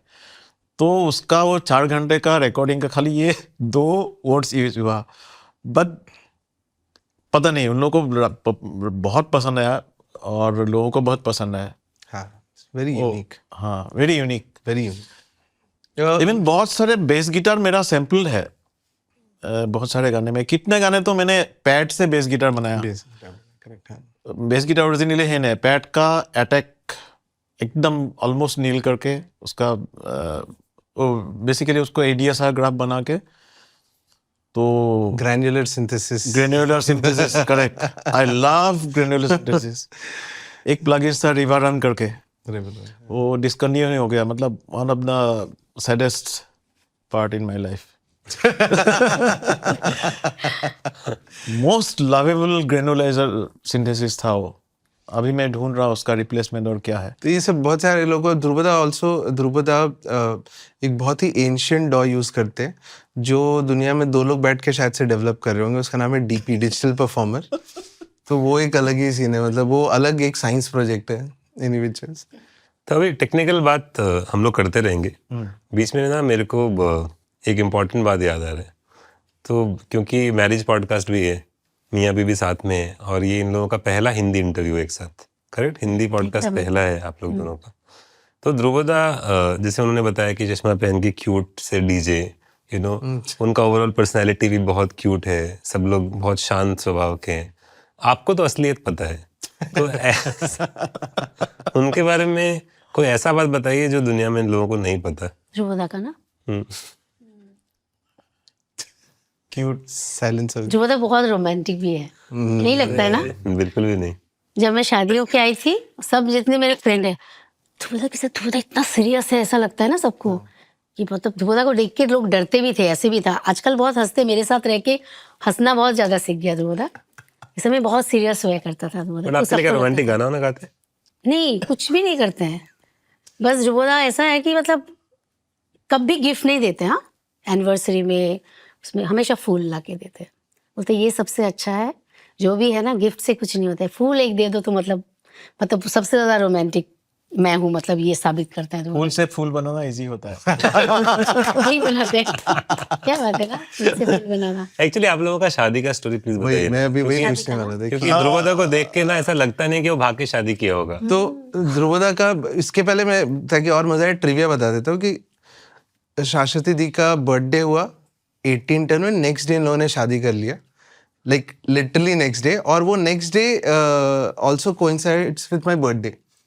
तो अभी आप लोगों का शादी और उनका सेम उम्र है।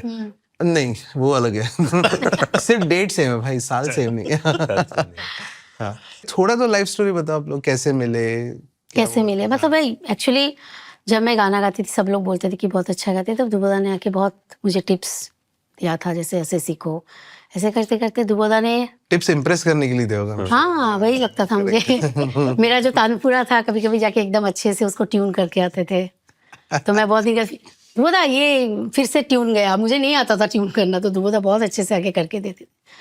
तो फिर आते थे हमारे घर में, तो एक बार हम लोग कुछ मैं शोज में गई थी, तो ध्रुव उसमें नहीं गया था, तो मैं किसी और बैंड के साथ गई थी। तो मेरा क्योंकि भाई बहुत छोटा था, तो ध्रुव हमारे घर में था, ध्रुव और उनके फ्रेंड, मम्मी पापा मेरे साथ जाते थे।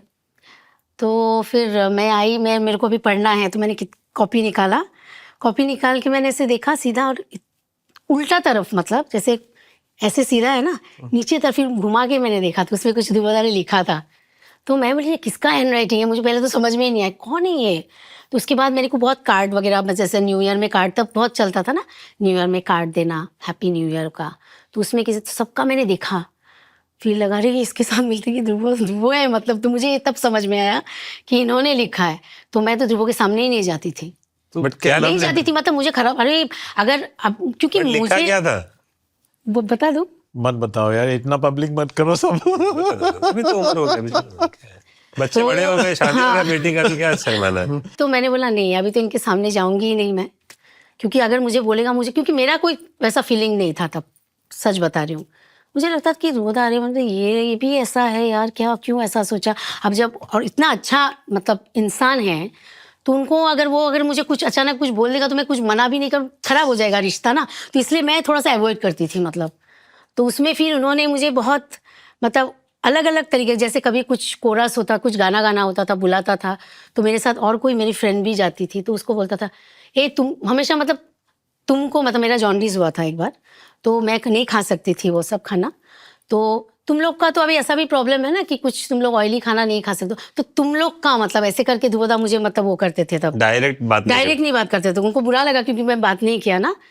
तो उसके बाद फिर एक बार तो कुछ तो एक गाना मुझे था, गाना गाना था, तो गई थी, तो आके मुझे जिन्होंने कुछ तो मेरा फोटो मेरे एल्बम से लिया था, लेके अपने पास रखा था, तो और मुझे कोई मतलब उनके तरफ से कोई आके मुझे कुछ इनके बारे में बोलते थे, मतलब कि बहुत ऐसा, तो मैंने बोला कि हाँ बहुत अच्छा लेकिन मैं ना एक्चुअली ऐसा नहीं सोचती हूँ यार, वो ऐसे मैंने अभी तक ऐसा नहीं सोचा, तो इसलिए मैं सीधा बोल दिया वो बात। तो उनको बहुत उस दिन उनको पता चला कि ऐसे बोला, तो आके सीधा आया, आके मेरे गाना गाना था मुझे, तो आके सीधा वो फोटो को ऐसे फाड़ के मेरे पास छोड़ के चले गए। तो मुझे बहुत दुख हुआ, अरे यार ये क्या हो। तो और उस दिन एक बहुत एक मतलब ट्रेजेडी वाला गाना था, मतलब बहुत सैड सॉन्ग गाना था मुझे, तो मैं इतनी दुखी, और वो गाना गा इतना हिट हुआ वो गाना, तो मुझे लगा कि अच्छा सच में सैड होना पड़ता है तभी अच्छा गाना निकलता है ना। तो मैं बोली बाप रे, तो फिर मुझे बहुत बुरा लगा। उसके बाद मतलब ऐसा होता था, कभी ध्रुव आता था बाइक लेके, तो बाइक का आवाज़ मैं मतलब पता नहीं वो कैसे ग्रो किया, मैं सच बता रही हूँ आज कि मतलब ऐसे साउंड होता था ध्रुव का, बाइक का आवाज़ भी मैं समझ जाती थी कि ध्रुव आया, तो ऐसे देखती थी। तो फिर मुझे जाके बहुत दुख लगा। तो फिर एक दिन कैसे बोला मैंने क्या बोला मुझे वो याद नहीं आ रहा है, क्या हुआ था। अच्छी बात है, याद नहीं है। तो ऐसे ही फिर क्या ऐसे भागने का प्लान कर लिया? नहीं, कुछ तो हुआ होगा, actually- ऐसे थोड़ी होगा। तो पापा मम्मी थोड़ा सा अगेंस्ट थे, मतलब मम्मी पापा लोग ये जानते थे कि मतलब ध्रुव बहुत अच्छा है सब है, लेकिन क्योंकि मैं छोटी थी तो थोड़ा सा मतलब उन लोग टाइम लेना चाहते थे। तो फिर पापा का ट्रांसफ़र हो गया था, चला गया पापा। उसके बाद इतना ज़्यादा नहीं बोलूँगी मैं, जानती हूँ, बस ऐसे ही था। उसके बाद फिर ध्रुवदा ने आपको कन्विंस किया, आप 18 साल से कम थे, हाँ। फिर उन्होंने प्लान किया कि जिस दिन 18 साल के हो जाओगे उसी दिन भगा के लेके जाऊंगा, तो उसी दिन आपको भगा के ले गए। उसके बाद फिर मैं भगा के नहीं गया, वो भाग के आई घर से। रिक्शा का पैसा भी नहीं था मेरा, डैडी से मांग रहा था। तो फाइनली घर वाले को बताया कितना दिन बाद? बताया फिर पापा मम्मी को पता ही था ध्रुव बहुत अच्छा है। असम का डेली न्यूज में हेडलाइन पे ऐसे कार्टून आया था कि इंजीनियरिंग इंस्टीट्यूट का लेक्चरर ने एक लड़की भगा के लेके गई, ऐसे हीरो होंडा में बाइक में। फ्रंट पेज पे आया था, बहुत शर्मनाक था वो।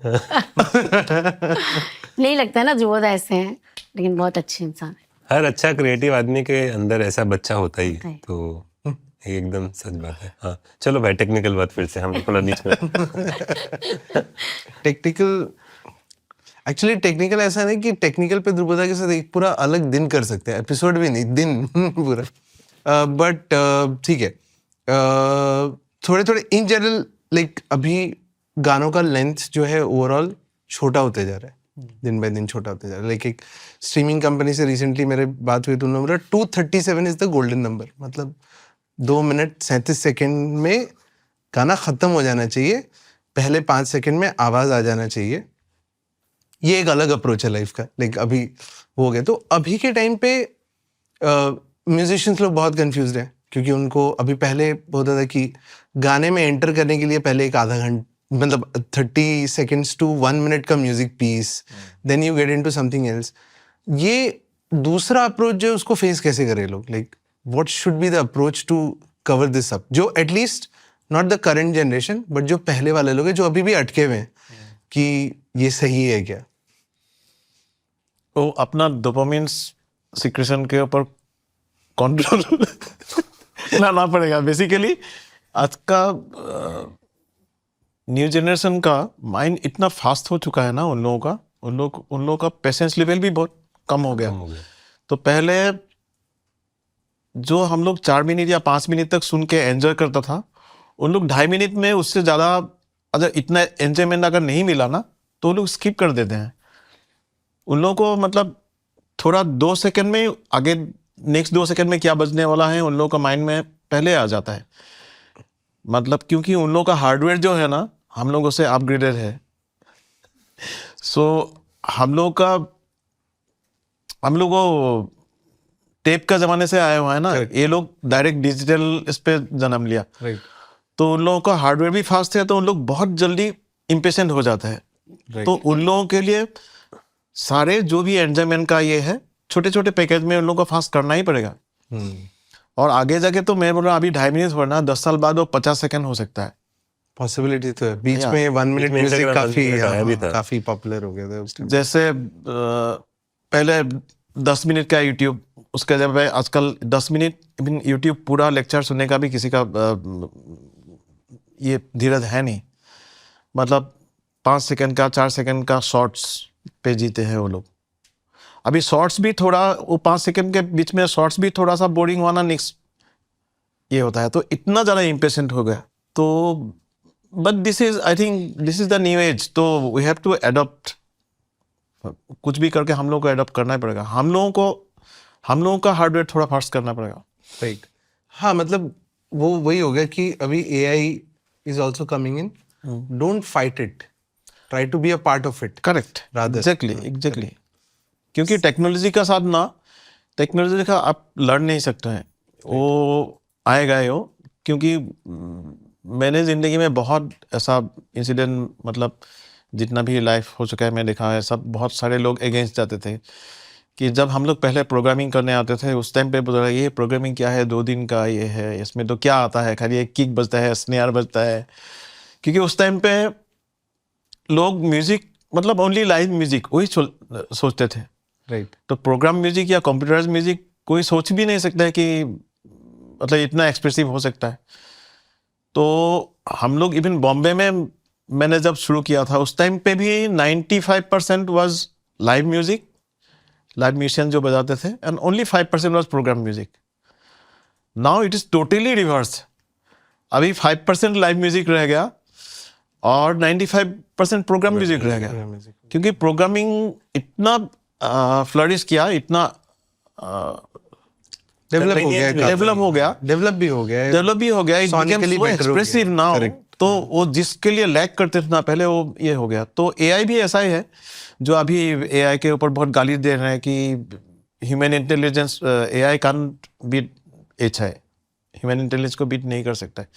लेकिन ऐसा भी दिन आ सकता है कि वो हम लोग का बराबरी पे ये कर सकता है। तो rather than fighting with AI, learn how to control AI, how to be boss of AI।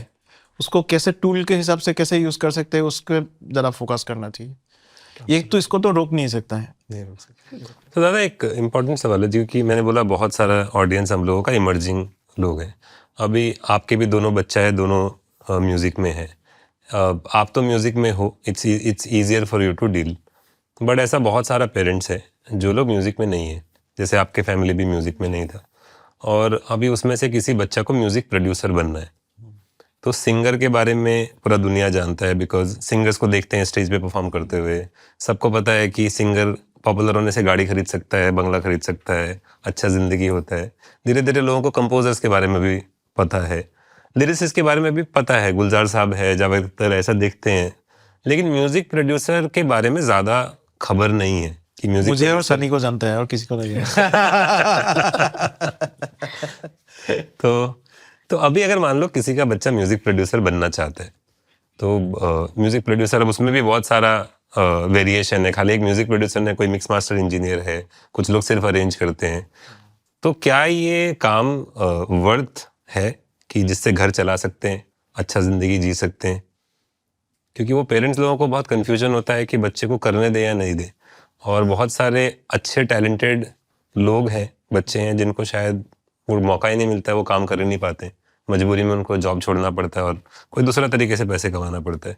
तो दिए आप ये दोनों के लिए कि अगर मान लीजिए मुझे लगता है कि मैं अच्छा म्यूज़िक प्रोड्यूसर हूँ, तो मुझे वो डिसीजन कैसे लेना चाहिए कि मैं परस्यू करूँ या नहीं, और अगर मैं पापा हूँ या मम्मी हूँ, और मेरे बच्चे में मेरे को क्या देखना चाहिए जिससे लगना चाहिए कि वो करे या नहीं करे? थोड़ा लंबा सवाल है बट इम्पोर्टेंट सवाल है।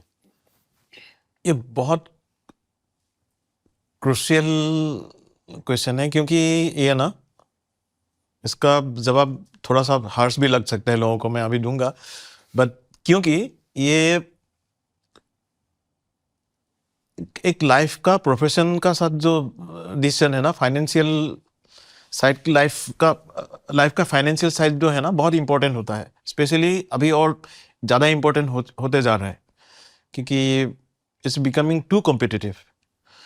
तो मेरे हिसाब से दो मेन पैरामीटर लोगों को पहले जांच कर लेना चाहिए।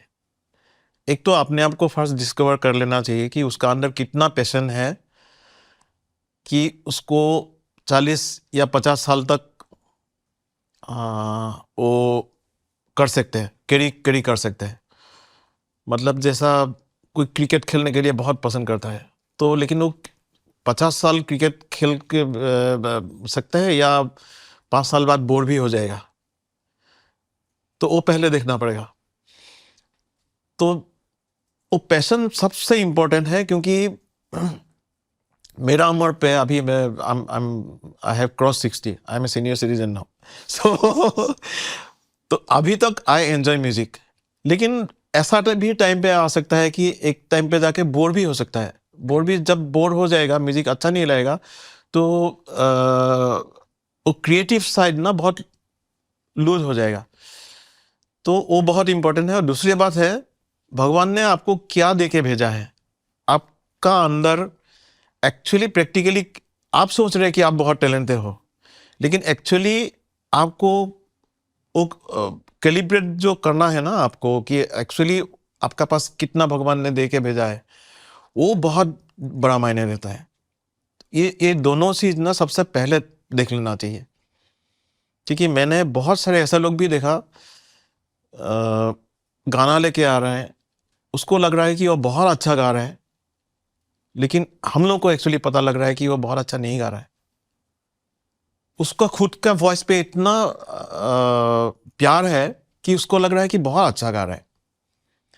तो वो जो एस्टिमेशन है ना, वो जिंदगी का एज ए प्रोफेशन लेने के लिए ना, सबसे पहले ये दोनों पैरामीटर बहुत अच्छे से झांक लेना चाहिए, क्योंकि नहीं तो वो उसमें अगर रॉन्ग जजमेंट हो गया ना, आगे जाके बहुत प्रॉब्लम हो सकता है। और दूसरी बात, अगर ये दोनों हैं, तो उसका बाद अभी हम लोग जब आए, हम लोग तो मैनुअल बुक पढ़ के सीखे हैं प्रोग्रामिंग। कोई इंस्टीट्यूशन नहीं था, कुछ नहीं था, यूट्यूब भी नहीं था, इंटरनेट भी नहीं था, कुछ भी नहीं था। तो बेसिकली करके मैनुअल बुक पढ़ के मेनली उसी पे हम लोगों ने शुरू किया। आज के डेट पे म्यूजिक प्रोडक्शन सीखने के लिए बहुत सारे जगह, अच्छे जगह है। मुझे बहुत पसंद है बार्कली, बोस्टन का, क्योंकि मैंने श्रेया को भी वहाँ पे छोटे छोटे 2-3 मॉड्यूल वहाँ से करवाया था। वेरी डिटेल, बहुत अच्छा। और इवन बॉम्बे में भी बहुत सारे एकेडमी अभी खोल रहे हैं, वहाँ पे भी काफ़ी प्रोफेशनल लोग बहुत अच्छे तरीके से सिखा रहे हैं। दिल्ली में है बहुत सारे, दिल्ली का बहुत सारे स्टूडेंट मुझे मिला, वेरी नाइस। तो म्यूज़िक प्रोडक्शन सीखने के लिए आज इतना प्रॉब्लम नहीं है जितना हमारे ज़माने पे था। Even Sunny will also tell you कि हम लोग को एक एक बात सीखने के लिए कितना लड़ना पड़ता था। लेकिन दादा, is it worth living your life? मतलब करियर में पैसा बनता है, दैट इज, क्योंकि देखो माँ बाप को यही रहता है कि यार बच्चा म्यूजिक प्रोड्यूसर बन जाएगा, उसको काम मिलेगा, घर चलेगा कि नहीं। उसका वो ना मेरे जवाब से शायद किसी को हेल्प नहीं होगा, क्योंकि मैंने जो सिस्टम, जो मार्केटिंग सिस्टम पे हम लोगों ने जिया, हम लोगों ने लाइफ गुजारा है, अभी आने वाला जो ईयर है ना, ये this will be totally different. Creation of music will not be like हम लोग ने जैसे म्यूजिक क्रिएट किया या हम लोग का जो म्यूजिक बिजनेस किया, वो मॉडल टोटली चेंज होने जा रहे हैं अभी। कैसे? मतलब ये अभी एआई पे उस दिन मैंने बैठा 70 में बैठ के, वो हम लोग का 70 में एक नया लड़का असिस्टेंट है, उन लोगों का साथ बैठ के खाली एआई में जाके हम लोग को चैट जीपीटी में जाके लिरिक्स लिखवाया कि हम लोग ने ट्राई करा था कि एआई अगर पंजाबी गाना बना सकते हैं कि नहीं, तो पंजाबी लिरिक्स लिखाया उसने, 2 ऑप्शन बना के दिया फ्री वाला चैट जीपीटी का। सोनो में जाके फिर उसका उसका कि धुन बना के दो, ट्रैक बना के दो।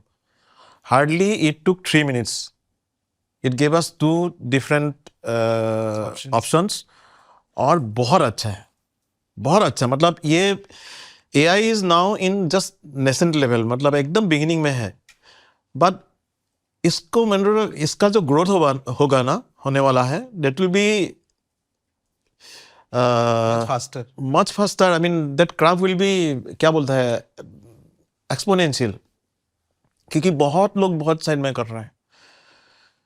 तो शायद हम लोग जो हिसाब से हम लोग जो प्रोसीड्यूर से, मतलब जो वर्किंग प्रोसीड्यूर से हम लोग पैसा इनकम कर रहा है, वो शायद उन लोगों का ज़माने पे रहेगा नहीं, कुछ अलग होगा। तो उसका जवाब एक्चुअली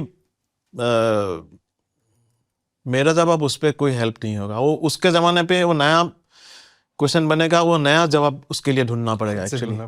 तो पता, आप जो बोल रहे हो ना, मैं एक्चुअली सुन के बहुत खुश हो रहा हूँ। रीज़न बताता हूँ आपको। मैंने last year all about music conference में मैंने भी ये बात बोला था, और मेरे को बहुत स्ट्रांगली लगता है, मेरे को डर लगता है कोई गुस्सा नहीं हो ये बात सुन बोल के, बट मैं आपका बात में ऐड कर रहा हूँ। मुझे ऐसा लग रहा है कि फ्यूचर में ना कोई एक आर्टिस्ट आने वाला है जिसको गाना नहीं आता है, जिसको लिरिक्स लिखना नहीं आता है, जिसको कंपोज करना नहीं आता है, जिसको प्रोड्यूस करना नहीं आता है, बट बहुत अच्छा टेस्ट है, लेकिन बहुत अच्छा टेस्ट है। सो जो सबसे अच्छा A&R का इंसान है, हो सकता है 2 साल बाद वो बहुत बड़ा आर्टिस्ट हो, क्योंकि आप लिरिक्स लिखवा तो सकते हो, लेकिन चूज करने का स्किल आपका होना पड़ेगा।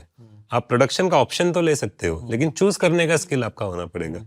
तो अगर कोई कानसेन है, मतलब तानसेन तो हिट है ही, अगर कोई कानसेन है तो फ्यूचर में उसका बहुत बड़ा रोल और बहुत बड़ा फ्यूचर होने वाला है। मेरे को ऐसा पर्सनली लगता है। कानसेन का साथ और एक होना चाहिए था।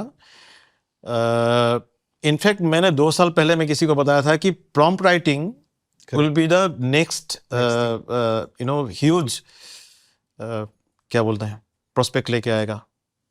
आई थिंक प्रॉम्प्ट इंजीनियरिंग करके नया कुछ ब्रांच भी स्टार्ट हो रहा है, बहुत सारी चीजों में। सेम मतलब सेम ऑल अबाउट म्यूजिक में मैंने भी वो एआई पे ही लास्ट 2 साल से आई हैव बीन स्पीकिंग, क्योंकि क्या होता है, लोग बहुत बार एक्सपेक्टेशन कुछ और लेके आते हैं दिमाग में, और जैसे आपने बोला कि सेल्फ एनालाइजेशन बहुत कम हो चुका है, अभी तो काफी कम हो गया, क्योंकि इन जनरल ना क्रिटिक जो एक important part of your life है वो बहुत कम हो गया।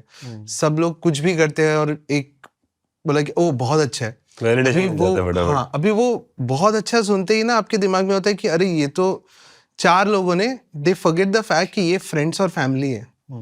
ये अगर आपको अच्छा बोले तो इसका मतलब ये नहीं है कि ये उतना अच्छा है। You have to work on your craft. अगर एआई के साथ भी if you have to work to create tracks, आपको सोनिकली आइडिया होना चाहिए कि ये अच्छा ट्रैक है, ये अच्छा ट्रैक नहीं है, ये लोगों को शायद से पसंद आ सकता है, ये लोगों को शायद से पसंद नहीं आएगा। अगर वो बेसिक एक टेस्ट और अंडरस्टैंडिंग नहीं है तो ऑब्वियसली जैसे आपने बोला कि it will take over. But अगर आप उसका हिस्सा बन के उसका प्रॉम्प्ट इंजीनियरिंग करो, आप वो सब सीखो, बिकॉज हार्श फैक्ट है अगेन कि नेक्स्ट कपल ऑफ ईयर्स में बहुत सारे काम जो है लाइक स्मॉल एड्स और ये सब जो है वो सारा एआई पे शिफ्ट होने वाला है, बिकॉज मतलब कोई ऑप्शन नहीं है. लोग पीपल विल, जैसे आपने बोला 3 मिनट, अभी वो ऑप्शन जो है वो 20 सेकंड से 1 मिनट के अंदर में नाउ सुनो AI is doing it and giving it. Is it right, is it wrong, we are no one to say that. मतलब वो हमारे हाथ में नहीं है, बट ये तो डेवलपमेंट होएगा, क्योंकि जैसे आपने अर्लियर बोला कि पहले प्रोग्रामिंग का वैल्यू नहीं था, बोला कि अरे रियल इंस्ट्रूमेंट का फील नहीं आएगा. अभी वो रिवर्स हो गया, 95% हो गया और 5% रियल है. Time to self analyse basically. And as you said again, which is a great point, कि जो एक्सपीरियंस हमारा हो चुका है वो हो चुका है. इस बेस पे डोंट बिल्ड योर करियर. तुम्हारा कल अलग रहेगा, मतलब it will be very different from what it is. It is the right advice actually, कि हम लोग सिर्फ पास्ट के बारे में बात कर सकते हैं. फ्यूचर क्या आने वाला है हम लोगों को नहीं पता. You will have to thoughtfully think about कि क्या नया कर सकते हो. एब्सोल्युटली. क्योंकि ये जो है ना टोटल पैराडाइम शिफ्ट होने जा रहा है. इस पे वो पहला जो भी ये था ना, वो सब पैरामीटर अभी रहेगा ही नहीं, वो पैरामीटर्स ही नहीं रहेंगे, अभी अलग होगा. तो एकदम सिंपल एग्जांपल दे रहा मैं. 2 साल पहले मेरी बेटी को मैं गांव लेके गया था. हम लोग वहाँ पे इंस्टाग्राम में देने के लिए श्रेया को एक चाहिए था ट्राईसाइकिल, जो रिक्शा जो होता है ना, क्योंकि वो बचपन में गांव में देखी थी. तो उसको बहुत एक फैंसी सा ये रह गया कि इतने बड़े बड़े व्हील का ऐसा लोग चला के जाते हैं रिक्शा. तो उसको उस पर बैठ के उसको एक फ़ोटो खींचना था. मैं गया वहाँ पे, एक रिक्शा नहीं, यू वोंट बिलीव मी, मेरा मोरान गांव में, आसाम का फार ईस्ट का एक गांव, छोटा सा गांव, वहाँ पे एक वो ट्राईसाइकिल का रिक्शा नहीं है, जो लोग जो ह्यूमन पेडल करके जो चलते हैं, सब ई रिक्शा आ गया. ई रिक्शा, हाँ. तो वहाँ पे जो लोग रिक्शा चलाते थे, वो लोगों ने अगर ई रिक्शा को गाली दिया कि ये रिक्शा कुछ नहीं है, ये बैटरी खराब हो जाता है, इसका इतना मेंटेनेंस आता है, ये देखो मैं लास्ट 30 साल से एक ही रिक्शा चला रहा हूँ, वो अगर गाली दे रहा है तो मार्केट से निकल गया. जो रिक्शा वाला अपने आप को अपग्रेड करके ई रिक्शा खरीद लिया, वो लोग चला रहे हैं और नए लोग आ रहे हैं ई रिक्शा चलाने वाला. एकदम छोटा सा एग्जाम्पल. हर चीज़ में अडाप्ट करना बहुत ज़रूरी है. चीज़ को एक्सेप्ट करना बहुत ज़रूरी है. तो दादा, हम लोगों का एक सेक्शन है बहुत इंपॉर्टेंट, आज द गेस्ट. तो हम लोग सोशल मीडिया पे पोस्ट डाला था आप लोग के बारे में, और बहुत लोगों ने सवाल भेजा है. तो मैं अभी सनी को दे रहा हूँ सारा सवाल. अच्छा. क्योंकि आज मेरे को ना काम करने का मन नहीं है, असिस्टेंट है तो बहुत भारी लग रहे हैं. ओके. ठीक है. तो फिर किसी ने पूछा है कि मैं ध्रुवदा के प्रोडक्शन का एक बड़ा फ़ैन हूँ. जो तरीके से वो गाने के थीम से रिलेटेड एक रिफ बनाते हैं वो कमाल होता है. अपनी प्रोडक्शन में बैकिंग एम्बिएंट वोकल्स ऐड करते हैं, वो हर बार बहुत क्रिएटिव लगता है. और उनका इंस्ट्रूमेंट सिलेक्शन तो एपिक होता है. उनके पुराने गाने जैसे माही वे, मौजा ही मौजा और गलियाँ के डिकन्स्ट्रक्शन वीडियोस देखने का बहुत मन है. तो बेसिकली इसका सवाल है कि आप कभी वीडियोस डालोगे क्या ये गानों के? मैंने एक्चुअली डिकंस्ट्रक्शन ऐसे वर्कशॉप में, 1-2 वर्कशॉप में कहीं पे किया था. राइट. लेकिन वो सब शायद यूट्यूब में नहीं है. एक बार जेमेट के लिए भी हम लोगों ने किया था. राइट. शायद एक विलेन का गाना हम लोग ने डिकंस्ट्रक्शन किया था. राइट. या कर सकते हैं, बट एक्चुअली ऑनलाइन करने का एक प्रॉब्लम ये, बहुत लोग को मैं बताना चाहता हूँ कि ऑनलाइन करने का हमारा प्रॉब्लम बिल्कुल नहीं. We want to do it. The thing is कि जिस चैनल पे भी आप कर रहे हो या जो भी कर रहे हो, उस पर स्ट्राइक्स आते हैं लेबल से. So until labels, if you are hearing this, if you want people to learn, अगर आप कोऑपरेट करोगे और आप बोलोगे ठीक है, it's okay, you can put this video up on your channel, हम लोग नहीं बना सकते. इसीलिए मैंने भी बनाने छोड़ दिया है. मैंने लॉकडाउन में काफ़ी बनाए थे और उसके बाद Shadab also was making it. तो सब लोगों को छोड़ना पड़ा बिकॉज चैनल स्ट्राइक आता है और it doesn't make sense like to. तो ध्रुवदा, अगर आप करोगे तो ये चैनल स्ट्राइक का जिम्मेदारी मेरा है. मैं I will talk to the labels and that's a great thing. Please आप शुरू करो. जो भी गाने हैं आपको करना है तो अभी तारसेम को लिस्ट भेज देते. इसमें एक बहुत इंपॉर्टेंट चीज़ है जो मैं अलग से पूछना चाहता, बट गाने के थीम से रिलेटेड रिफ बनाते वो कमाल का होता है. ये रिफ का कल्चर थोड़ा भी खत्म हो रहा है, डाई डाउन हो रहा है. But in general how important earlier, अभी मैं 5 साल पहले जाते हैं हम लोग या 4 साल पहले, कि गाने का रिफ का कितना इंपॉर्टेंस होता है गाने में. एंड वो लिसनर को किस तरीके से मतलब it keeps involved, if you can throw some light on it. ये तो बहुत लोगों का अलग अलग ये होगा। मेरा मन में जो रहता है, मुझे लग रहा है कि रिफ ना एक धागा जैसा होता है जो गाने का हर पार्ट को, अलग अलग पार्ट को उससे बांध के रख सकता है। तो बीच में कोई भी बाकी एलिमेंट आया, लेकिन एक कॉमन एलिमेंट, एक छोटा सा मोटिफ वो गाने के नीचे जब बजते रहता है तो पूरा बाकी पार्ट्स को सील देता है बेसिकली। तो ऐसा एक फील होता है। और दूसरी बात, उसका एक रिकॉल वैल्यू बहुत फास्ट होता है, क्योंकि पूरा गाने में बहुत बार वो जब रिफ आता है तो गाना सुनने का बाद भी 3 दिन बाद भी रिफ इतना ज़्यादा हैमर होकर रजिस्टर हो जाता है, जो गाने को वापस याद करने के लिए एक क्या बोलूँ उसको, रिकॉल वैल्यू या रिमाइंडर हो जाता है, अट्रैक्शन, हाँ अट्रैक्शन अट्रैक्शन रह जाता है। तो हम लोग कोई गाने का riff सुना सकते हैं? हाँ मैं वही बोला, जिनको गाने के रिफ के बारे में आइडिया नहीं है, पहला जैसे लेट्स से चन्ना मेरा चन्ना,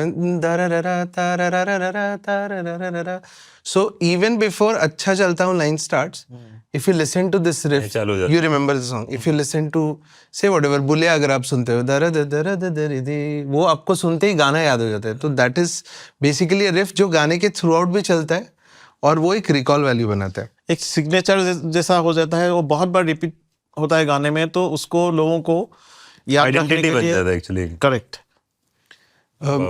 एक और चीज़ है कि ध्रुवदा अभी बहुत बहुत ऐसा सीरियस होकर के बैठे हुए, बट एक्चुअली ध्रुवदा बहुत फनी है एक्सट्रीमली। वो सीरियस में कुछ भी बोल जाते हैं।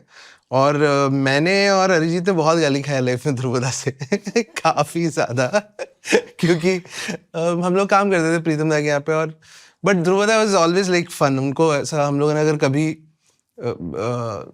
कभी यौन कर लिया तो ध्रुवदा बोलते काम करने का मन नहीं हो रहा है तुम लोग को तो चले जाओ, और हम लोग ठीक है ओके, नहीं ऐसा नहीं हो, नहीं जहाँ पे काम करने का मन नहीं करता है वहीं पे ये सब होता है, नहीं तो फिर सब ठीक होता है। ध्रुवदा इन अ फन वे काफ़ी सारे चीज़ें, जैसे this is specifically for people who understand audio, कि किसी ने मल्टीपल टेक्स लेते हैं सिंगर्स या इंस्ट्रूमेंटलिस्ट या जो भी है, तो जो जॉइनिंग पॉइंट रहता है ना वहाँ पे कभी साउंड आता है, क्लिक्स पॉप्स आता है, ये काफ़ी ऑडियो रिलेटेड है। तो उस पर एक चीज़ बोलते हैं हम लोग, उसको बोलते हैं क्रॉस फेड। क्रॉस फेड से क्या होता है, ये जो क्लिक होता है ना वो गायब हो जाता है, सिंपल टर्म्स में अगर बताया जाए। तो अगर ध्रुवदा के पास एक फाइल गया है जिसमें क्लिक्स और पॉप्स है, तो ध्रुवदा एकदम अच्छे से उसको बोलेंगे अच्छा तुम कहाँ पढ़े हो, अच्छा यहाँ पढ़े हो, ओके ठीक है, ऑडियो इंजीनियरिंग कहाँ से, अच्छा यहाँ से किया। एक बात बताओ, तुम्हारे कंप्यूटर में वो क्रॉसफेड टूल नहीं है क्या? तो ध्रुवदा का एक्सपैंडेड रहता है ये, बट एनीवेज नेक्स्ट क्वेश्चन में करते हैं। हाँ, कैसे कहूँ करके गाना है, और उस गाने के बारे में अगर आप कुछ बात कर सकते हैं, गाना प्लीज गाकर सुनाइए। शाश्वती दी अगर याद है तो शाश्वती दी सुना सकते हैं। कैसे कहूँ? हाँ कैसे कहूँ? ओह अच्छा। स्ट्रिंग्स पिक्चर का था। Correct correct. ये मैंने जुबिन के लिए गाया था। Correct. बहुत प्यारा गाना है। हाँ, और जुबिन गर्ग के साथ काम करने का एक्सपीरियंस शेयर कीजिए आप दोनों लोग के लिए। बहुत प्यारा है, बहुत अच्छा, हाँ, मतलब एकदम घर के जैसा। Right. और वो मेरा बहुत प्यारा भाई है, तो बहुत एनकरेज करता है हमेशा हर उसमें। मतलब मैं अगर थोड़ा सा लो भी हो जाती हूँ ना कभी, तो ए तू कर जाएगा, और वो मुझे माइक पे छोड़ के वो भाग जाता था। मतलब गाना सीखा था तो चला तू कर ले, ये तू कर लेगा, ऐसा टाइप का था। तो बहुत अच्छा लगता था उसके साथ काम करके, इतना कंफर्टेबल और इतना अच्छा, और बहुत प्यारा इंसान है। उसको जो लोग क्लोजली जानते हैं वही बता सकते हैं, कभी भी उसके लिए कोई खराब हम सुनना ही नहीं चाहते। मतलब हम जानते हैं ना वो ऐसा है, Right. तो है शायद उसमें खराब भी होगा, लेकिन अच्छा बहुत ज्यादा है, वो भारी पड़ता है उसमें। तो उसके लिए मैंने बहुत सारा गाना गाया था, तो ये बहुत प्यारा गाना है। I think this is थोड़ा one सा- of the sweetest composition from बहुत सुंदर है। जुबिन, बहुत अच्छा। कैसे कहूँ मैं ये प्यार क्या है, कैसे कहूँ मैं ये प्यार क्या है। यही था गाना, बहुत प्यारा गाना था। अच्छा बस 2 लाइन, मतलब दो लाइन बस। ओके। नेक्स्ट सवाल है कि ध्रुवदा से सुन रहा है ना तो गाने के मेकिंग और अंकित तिवारी के साथ वर्किंग रिलेशनशिप के बारे में जरूर पूछिए। अंकित का एक्चुअली बहुत सारा गाना किया नहीं मैंने, लेकिन उनका कुछ 4-5 गाने बहुत अच्छा हिट हो गया। पर अंकित आपका काफी काम फॉलो करता है ना? फॉलो करता है वो, एक्चुअली मेरा बहुत बड़ा फैन था एक टाइम पे, अभी है कि नहीं पता नहीं है। तो वो जब पहली बार आया था तब से मेरे को बहुत पूरा माही क्यूट हुआ। मेरा वो कांटे का प्रोडक्शन सुन के बहुत इंस्पायर था वो। उसका एक एक छोटे छोटे मतलब पार्ट मेरे को पूछा था कि ये कैसे किया था, तबला रिवर्स क्यों किया था, कैसे बहुत सारे। तो मुझे लगा था कि वो मेरे को मैंने बहुत अच्छी तरह से सुना है मेरा ट्रैक्स। राइट। तो उसका बाद, और कभी कभी ऐसा हो जाता है ना, जब एक ओपन हैंड मिल जाता है तो अंदर का जो पागलपन है ना वो जाग जाता है। तो उसके लिए वो एक बहुत अच्छा इंडिपेंडेंस मेरे को मिल गया था कि उसका गाने में मैं कुछ भी एक्सपेरिमेंट में कर सकता हूँ, मतलब काफ़ी हद तक कर सकता हूँ। तो उसके लिए उसका काफ़ी सारे प्रोडक्शन इंटरेस्टिंग है हो गया है। तो सुन रहा है ना, तो शायद अंकित का पहला गाना किया था शायद, मुझे जितना याद आ रहा है। तो मोहित सूरी लेके आया था। तो मोहित का साथ मेरा बहुत अच्छा ये है, मैक्सिमम मोहित का जितने भी फिल्म में मेरा प्रोडक्शन है बहुत अच्छा वर्क किया है। Right from I am talking about Awarapan में उसका 2-3 गाने शायद फर्स्ट मैंने किया था। एक्चुअली मोर देन अंकित, मोहित का जो ब्रीफ होता है ना, वो ब्रीफ मेरे को बहुत इंटरेस्टिंग लगता है। तो उसका जो ब्रीफ था ना, वो ब्रीफ से मैं बहुत इंस्पायर हुआ था और उसके हिसाब से पूरा गाना गया ये किया था। मैं फर्स्ट टाइम वहाँ पे किया था कि पूरा स्टेडियम जैसा कोरस चाहिए। तो स्टेडियम जैसा कोरस कैसे क्रिएट किया जाए, तो कुछ 5-6 लोग हम लोग बुलाए थे। तो सबसे पहले मैंने उसको मेन माइक पे तो रिकॉर्ड किया है, फिर उन लोग को ऑफ द माइक रिकॉर्ड किया ताकि थोड़ा सा उसका हाइज ये थोड़ा ब्लर आए। फिर उसको मैंने बेसुरा गाने के लिए बोला, बेसुरा बट परफेक्टली इन सिंक। जैसे स्टेडियम में लोग जैसे गाते हैं ना, वो लोग तो सब तो सिंगर्स तो नहीं, सुरेला तो नहीं हो सकता ना, वो लोग का हार्डली 5% सुरेला होंगे, बाकी सब बेसुरा ही होता है। बट वो कलर कैसे आता है, उसके लिए वो एक फर्स्ट टाइम मैंने एक्सपेरिमेंट किया था। तो उसका क्रिसेंडो में, एंड में, आउटरो में वो है, सुन रहा है जना तो खाली 5 आदमी ने गाया है। तो अभी भी सुनोगे तो पता लगेगा, जैसा लग रहा है कि कम से कम 1,500 आदमी ने गाया है। तो वो बहुत अच्छा था। और इवन ये भी तेरी गलियां में भी बहुत इंटरेस्टिंग काम किया था। तेरी गलियां का जो रिफ है, वो जो पार्ट था ना, वो actually it was a synth part. Okay.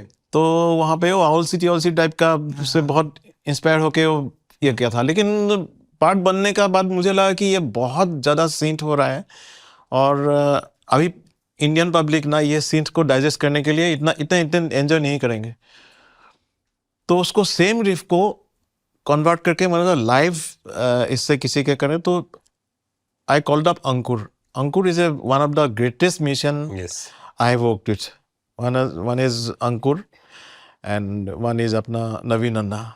इन दो मतलब मेरा प्रोडक्शन का बहुत बड़ा क्या बोलते हैं, अवदान जो है उन लोगों का, बहुत बड़ा पार्ट है प्रोडक्शन का। तो बहुत सारे म्यूजिशियन का है, बट ये दोनों म्यूजिशियन का मतलब मैं जिंदगी में ये नहीं कर सकता हूँ। उन लोगों का अंकुर मुखर्जी पूरा आभारी होना पड़ेगा मैं पूरा मेरा करियर का। तो Ankur came and he converted the whole synth part into a guitar riff. बहुत अच्छा वर्क किया वो भी। रॉय का भी एक था, बहुत अच्छा था उसका। तू है कि नहीं, तू है कि नहीं, व्हिसल वाला right. By the way that whistle is not played by any human being. वो सैंपल टैंक का व्हिसल मैंने बजाया था। आपने वो बजाया है basically, but I planned to redub it by Sanjeev Srivastava, my very close friend. तो अहम मौके पे वो चला गया कानपुर, तो लास्ट में वो डब नहीं कर पाया, तो वही रिलीज कर दिया। सो इट्स जो भी लोग अभी सुनना चाहते हैं जाके सुनेगा कि विजल इतना रियल प्रोग्रामिंग कैसे किया, even I have no idea. Okay, next है शाश्वती दी के लिए कि आपकी वॉइस ओवर द इयर्स कैसे इवॉल्व हुई है और नेचुरल चेंजेस के साथ आप अपने सिंगिंग स्टाइल को कैसे अडेप्ट करते हैं। मतलब आप जैसे पहले गाते थे गाने और वो सडनली आपका एक रीमिक्स वाला भी फेज आया क्योंकि उसमें सिंगिंग स्टाइल अलग चाहिए था, थोड़ा फन चाहिए था। तो ये चेंजेस कैसे आपने मतलब किए, अपने आप से कैसे लाए? वो एक्चुअली एक्सपीरियंस जो बोलते हैं ना, मैं पहले एक्सप्रेशन जो था, जैसे पहले जब गाती थी मुझे खुद सुन के मुझे लगता था बहुत डर लगता था, क्या गा रही हूँ। तो लोग बोलते हैं ना कि गाते गाते पॉलिश होता है, तो वैसे ही हुई। पहले लोग मुझे बोलते थे कि एक्सप्रेशन चाहिए, वो ही बोलता था एक्सप्रेशन अच्छा नहीं है। और ध्रुवदा तो मतलब बहुत परफेक्ट, मतलब वो है ना, बहुत परफेक्शनिस्ट बोलते हैं जिसको। एक्सप्रेशन में समझ क्या एक्सप्रेशन यार, मैं तो गा रही हूँ, मतलब ऐसा ना। लेकिन वो एक्चुअली कैसे मुझ में ग्रो किया, तो वो लोग अभी जैसे मुझे बोलते हैं सब लोग, मैं गाती हूँ, मेरा टोनल क्वालिटी बहुत अच्छा है, हाँ वो मैं मानती हूँ। और जो एक्सप्रेशन है, स्पेशली एक्सप्रेशंस में मैं बहुत, और जितना मैं गाते जा रही हूँ मतलब उतना मेरा अच्छा होते जाता है, ऐसा हो रहा है। करेक्ट। तो टोन के साथ साथ एक्सप्रेशन बहुत जरूरी है ना। बहुत ज़रूरी है, बहुत ज़रूरी है। कोई भी बात को आप मतलब जैसे एक्सप्रेशन, मतलब जैसे सामने वाले को सुन के अच्छा लगे ना, कि मतलब बोलते हैं जो कुछ भी चीज़ अच्छा लगता है, दिल से गा के दिल तक पहुंचाना रहता है ना। तो वो होता है। तो वैसे ही मैंने किया एक्चुअली। और जैसे गाने मैंने गाए, मतलब लोग जानते हैं कि मैंने कांटा लगा गया, कलियों का चमन गाया, तो एक पता नहीं यहाँ पे बॉम्बे में आने से कुछ ऐसे आइटम नंबर का टैग लग जाता है। तो एक्चुअली मैं वैसे नहीं हूँ, मैं बहुत सॉफ्ट रोमांटिक नंबर भी मैं गा सकती हूँ, जो मैं गाए मतलब बहुत सारा मैंने गाना में गाया भी है। लेकिन लोगों को मतलब वो याद है, तो जो हिट होता है वही हो जाता है ना।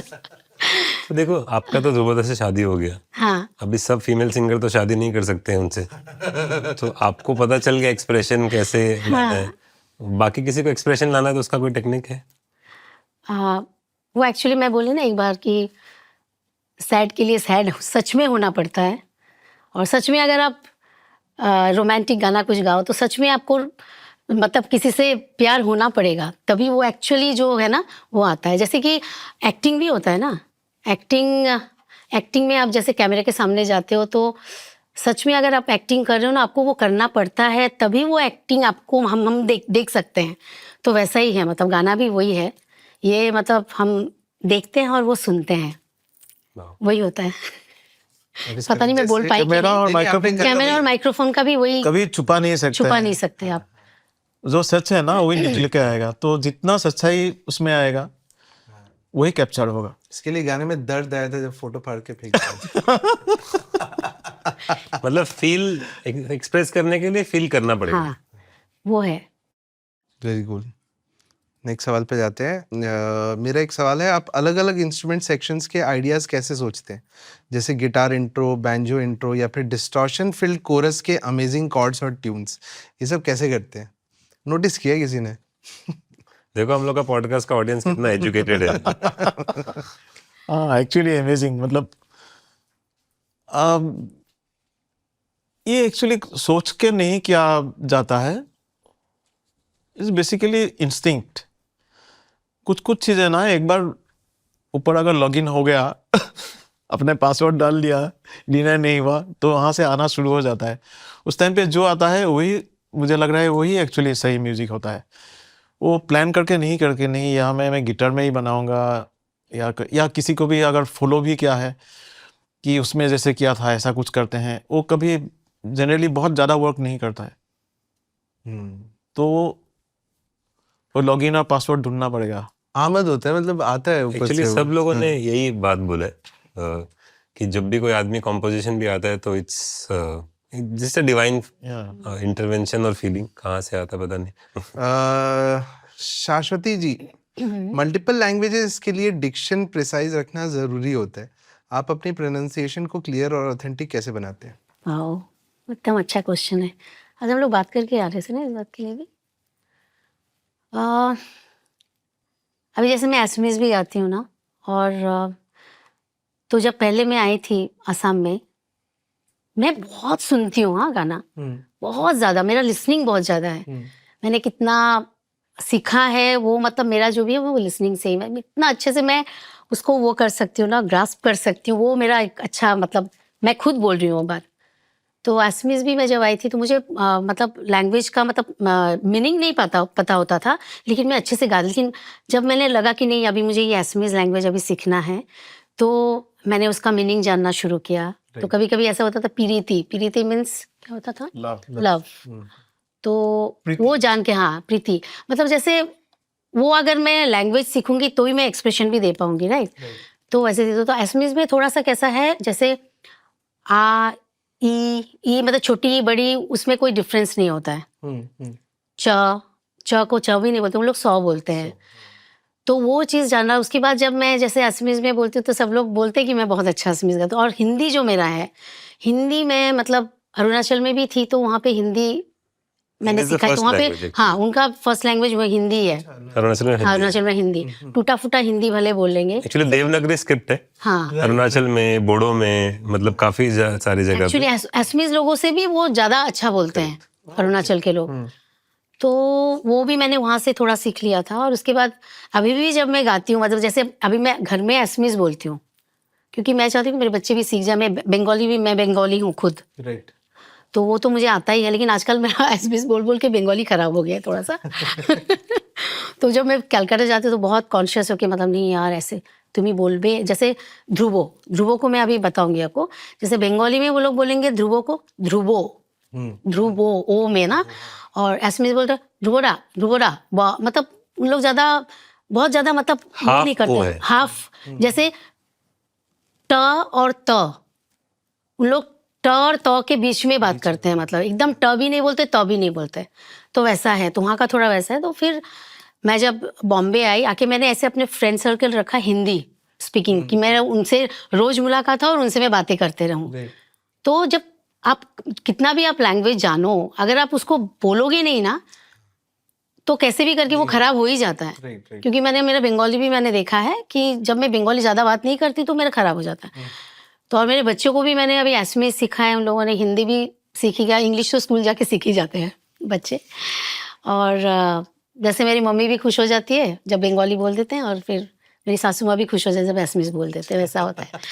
तो वही मतलब बोलते रहना चाहिए। और जो भी बच्चे लोग को मतलब जैसे हिंदी, जैसे साउथ इंडियन लोगों को भी मैं बोलूँगी, उनका भी मतलब डिक्शन में थोड़ा सा प्रॉब्लम हो जाता है साउथ में स्पेशली। तो थोड़ा सा मतलब अगर सच में हिंदी उसमें आना है, लैंग्वेज मतलब प्रोनाउंसिएशन अच्छा हो, तो वो मज़ा और अच्छा आ जाता है, मतलब ऐसा है। थोड़े कोर वर्ड्स, थोड़ा अंडरस्टैंडिंग, हाँ छोटा हाँ। तो वो अगर आप नहीं भी मतलब जैसे बोलना, अगर किसी के साथ कोई है भी नहीं फ्रेंड्स ना, तो कुछ हिंदी किताबें लेके आ जाओ, उसको ही पढ़ते रहो जोर जोर से, राइट। तो उससे हो जाता है, वो ग्रो कर जाता है। जैसे ना डिक्शन जो भी है ना, अच्छा परफेक्ट प्रोनाउंसिएशन बहुत अच्छे से आता है। ये एक्चुअली मेरे घर में भी एग्जांपल है, मेरी वाइफ जेनी। हाँ ना जेनी, उसको इंग्लिश उसका बहुत अच्छा था, ब्रिटिश एक्सेंट एकदम, बाहर पढ़ी गई है। उसको हिंदी का बहुत प्रॉब्लम था, तो शी स्टार्टेड वाचिंग हिंदी और उर्दू सीरियल्स देखने लगी वो सीखने के लिए, और अभी शी स्पीक्स फ्लुएंटली। गाली भी दे लेते एक दो। ओके, ये सवाल का ऑलरेडी जवाब आ चुका है, बट फिर भी मैं पूछूंगा। फुकन सर, आप कौन सा म्यूजिक सॉफ्टवेयर यूज करते हैं? डिजिटल डिजिटल परफॉर्मर, जो दुनिया में सिर्फ 2 लोग डेवलप करते हैं, बैठ के आपस में बात करते हुए, चाय कॉफी पीते हुए। दूसरा आदमी कौन है? नहीं, डेवलप करते हैं, मतलब सॉफ्टवेयर के जो अपडेट्स आते हैं ना, वो बनाने के लिए सॉफ्टवेयर सिर्फ दुनिया में 2 लोग ही है जो साथ में बैठ के बनाते हैं। मैं एक्चुअली गया हूँ उन लोगों का ऑफिस में, बिकॉज उनके अपडेट्स आते हैं, मतलब 3 साल में एक बार आएगा अपडेट, तो इसके लिए हम बोलते हैं। But amazing thing is, I will tell you, Scott Kinsey का वो भी अभी डीबी में करते हैं, उसका एक सेशन अभी हाल ही में मेरा पास आया है। ओके। क्योंकि वो फायर कुछ ये प्रॉब्लम हो रहा है ना वहाँ पे कैलिफोर्निया में, एलए में। राइट। तो उसको उनका मतलब उन लोगों ने जो मेरा पास आए, ये दीपक के थ्रू, दीपक के थ्रू, राइट। तो वो session is in DP, but उन लोगों का अभी क्या है, उसका एटमॉस निकलना है, तो उसको नहीं कर पा रहा है, तो मेरा पास आए थे। तो I am one of the luckiest guy to have DP session from Scott Kinsey को मैंने डब भी किया था किसी चीज़ के लिए। एनीवेज, नेक्स्ट पे जाते हैं। शाश्वती दी के लिए ये कि प्लेबैक सिंगिंग के लिए ब्रेथ कंट्रोल बहुत ज़रूरी होता है, आप इसे इम्प्रूव और मेंटेन करने के लिए कौन सी टेक्निक्स यूज़ करते हैं? मेरा ब्रेथ कंट्रोल बहुत खराब है ना सच में बहुत खराब है, इसलिए बहुत डांट भी खाती हूँ। और मैंने आई थिंक लता दी का एक गाना भी मैंने सुना था, वो कौन सा था वो, आँखों में है, आँखों में है नैना नाना सपने नाना, वो गाना जो है ना उसमें मतलब वो तो लता दीदी से अच्छा कोई करता ही नहीं, इतना अच्छा उनका जो टेक्निक है ना। सांस लेके मैं करती हूँ, ऐसा नहीं है कि कोई कोई गाने में बहुत ज़रूरी हो जाता है, लेकिन मेरा बहुत ही ख़राब है, मतलब ये सांस के ऊपर ना मेरा कंट्रोल, मतलब आई एम सॉरी, वो एक्चुअली मैं प्रैक्टिस भी नहीं करती हूँ उस मामले में तो। लेकिन दीदी से मैंने सीखा है, जब भी गाना गाने का मतलब सस्टेन थोड़ा सा रहे उसमें, वो करते करते हो जाता है वैसे ही। एक्चुअली थोड़ा खराब है मैंने मेरा। इनको भी बोला था, एक्चुअली इसका एक टेक्निक क्या है, लिरिक जो पेज है ना वहाँ पे मार्क कर लेना चाहिए कि कहाँ पे हाँ। वहाँ पे कितना लंबा सांस लेना चाहिए, क्योंकि तुम ये बात बसो, सॉरी एक बार गाइए। आँखों में नम नैना नाना सपने नैना नैना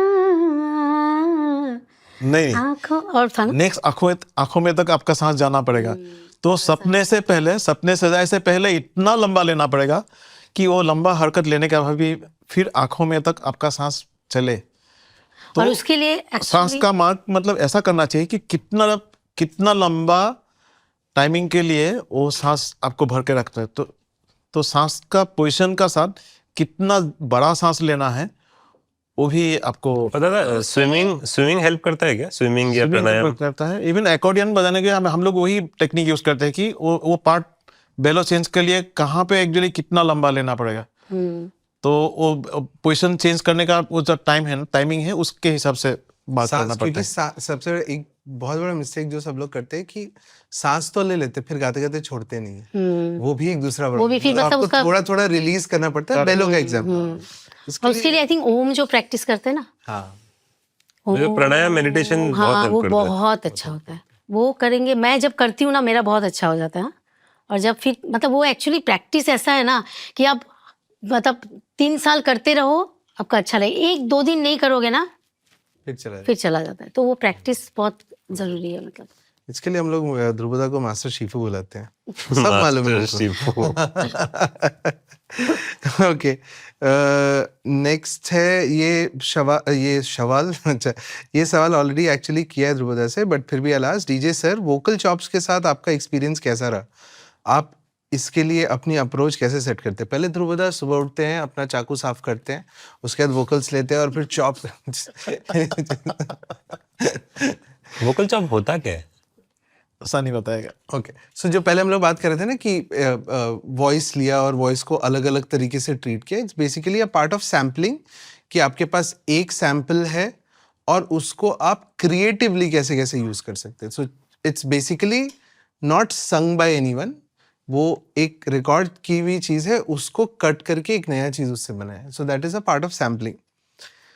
ओके, नेक्स्ट क्वेश्चन है जो अगेन ध्रुवदा ने पहले ही बताया, बट फिर भी मैं पूछता हूँ, क्या आज के टाइम में साउंड इंजीनियरिंग एक अच्छा करियर ऑप्शन है? बताया उन्होंने। पहला बात पैशन, आपके अंदर पैशन होना पड़ेगा। दूसरा आपको सेल्फ एनालिटिकल होना पड़ेगा कि आप कितने अच्छे हो, आपको पता होना चाहिए। तीसरी बात, जिस तरीके से उन्होंने अपना करियर बनाया, सनी ने बनाया, वो पास्ट हो चुका है। फ्यूचर में अलग दुनिया आने वाली है, तो अगर आप फ्यूचर रेडी, फ्यूचर प्रूफ हो तो हाँ, करियर अच्छा है। एब्सोल्युटली, इसलिए मैं मैनेजर था इतने साल। हाँ करेक्ट। तो आपने इतना शॉर्टली बता दिया जिसको मैंने कम से कम 10 मिनट खींचा था। अरे वो इसमें माहिर आदमी है, बस ऐसे ही बात कर रहे हैं। मेरे को दादा रोशन अब्बास एक है, आप जानते होंगे, एक्टर भी है और बिजनेसमैन भी। उन्होंने मेरे को एक बार बताया था कि जब भी कोई चीज़ आप स्टेज पे हो या पैनल कर रहे हो, अगर आप कोई भी बात का कंक्लूजन नहीं निकाल पाओ तो कोई फायदा नहीं है, क्योंकि आदमी को 2 घंटे का पॉडकास्ट याद नहीं रह सकता है, 2 बात याद रहता है।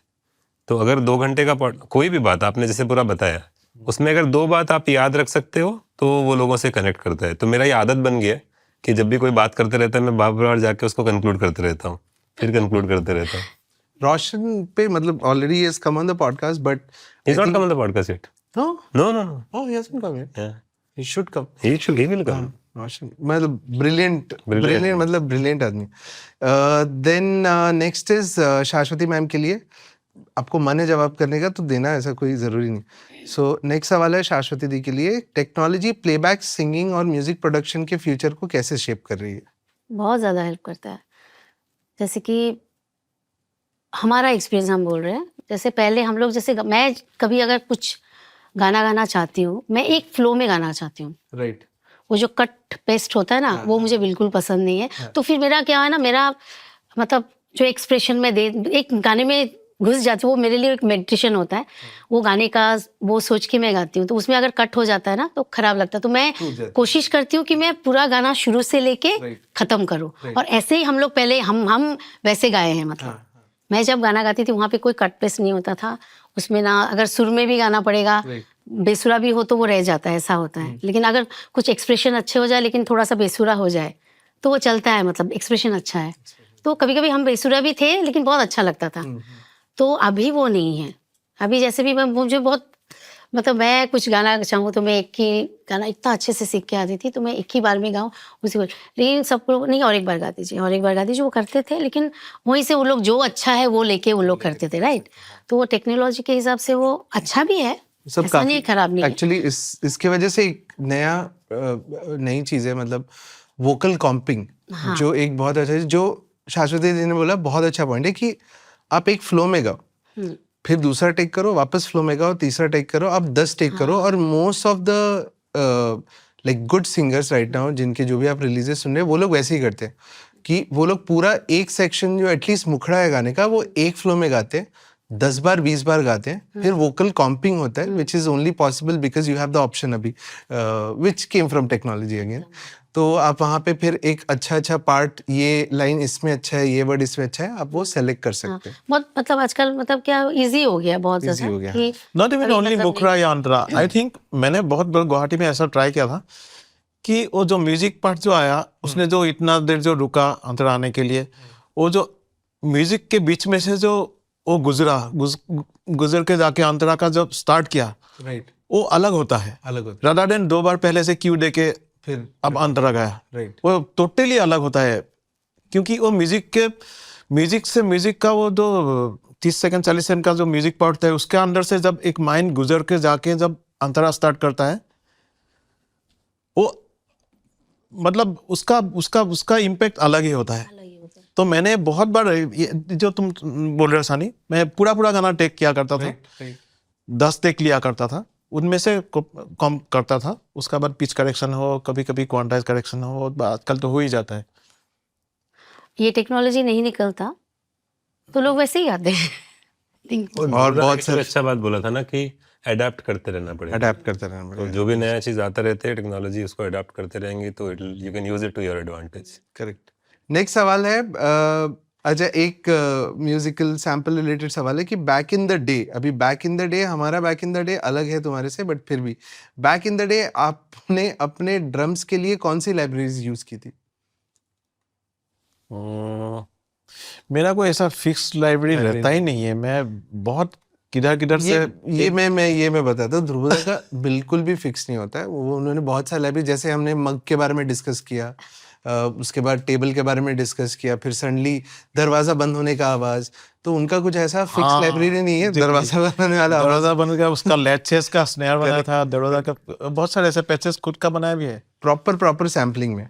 और गीगा पे मैंने काफी यूज किया था, मुझे अभी याद है। गीगा सैम्पलिंग एक टाइम पे गीगा पे 1 और 2 सीडीज आए थे, राइट।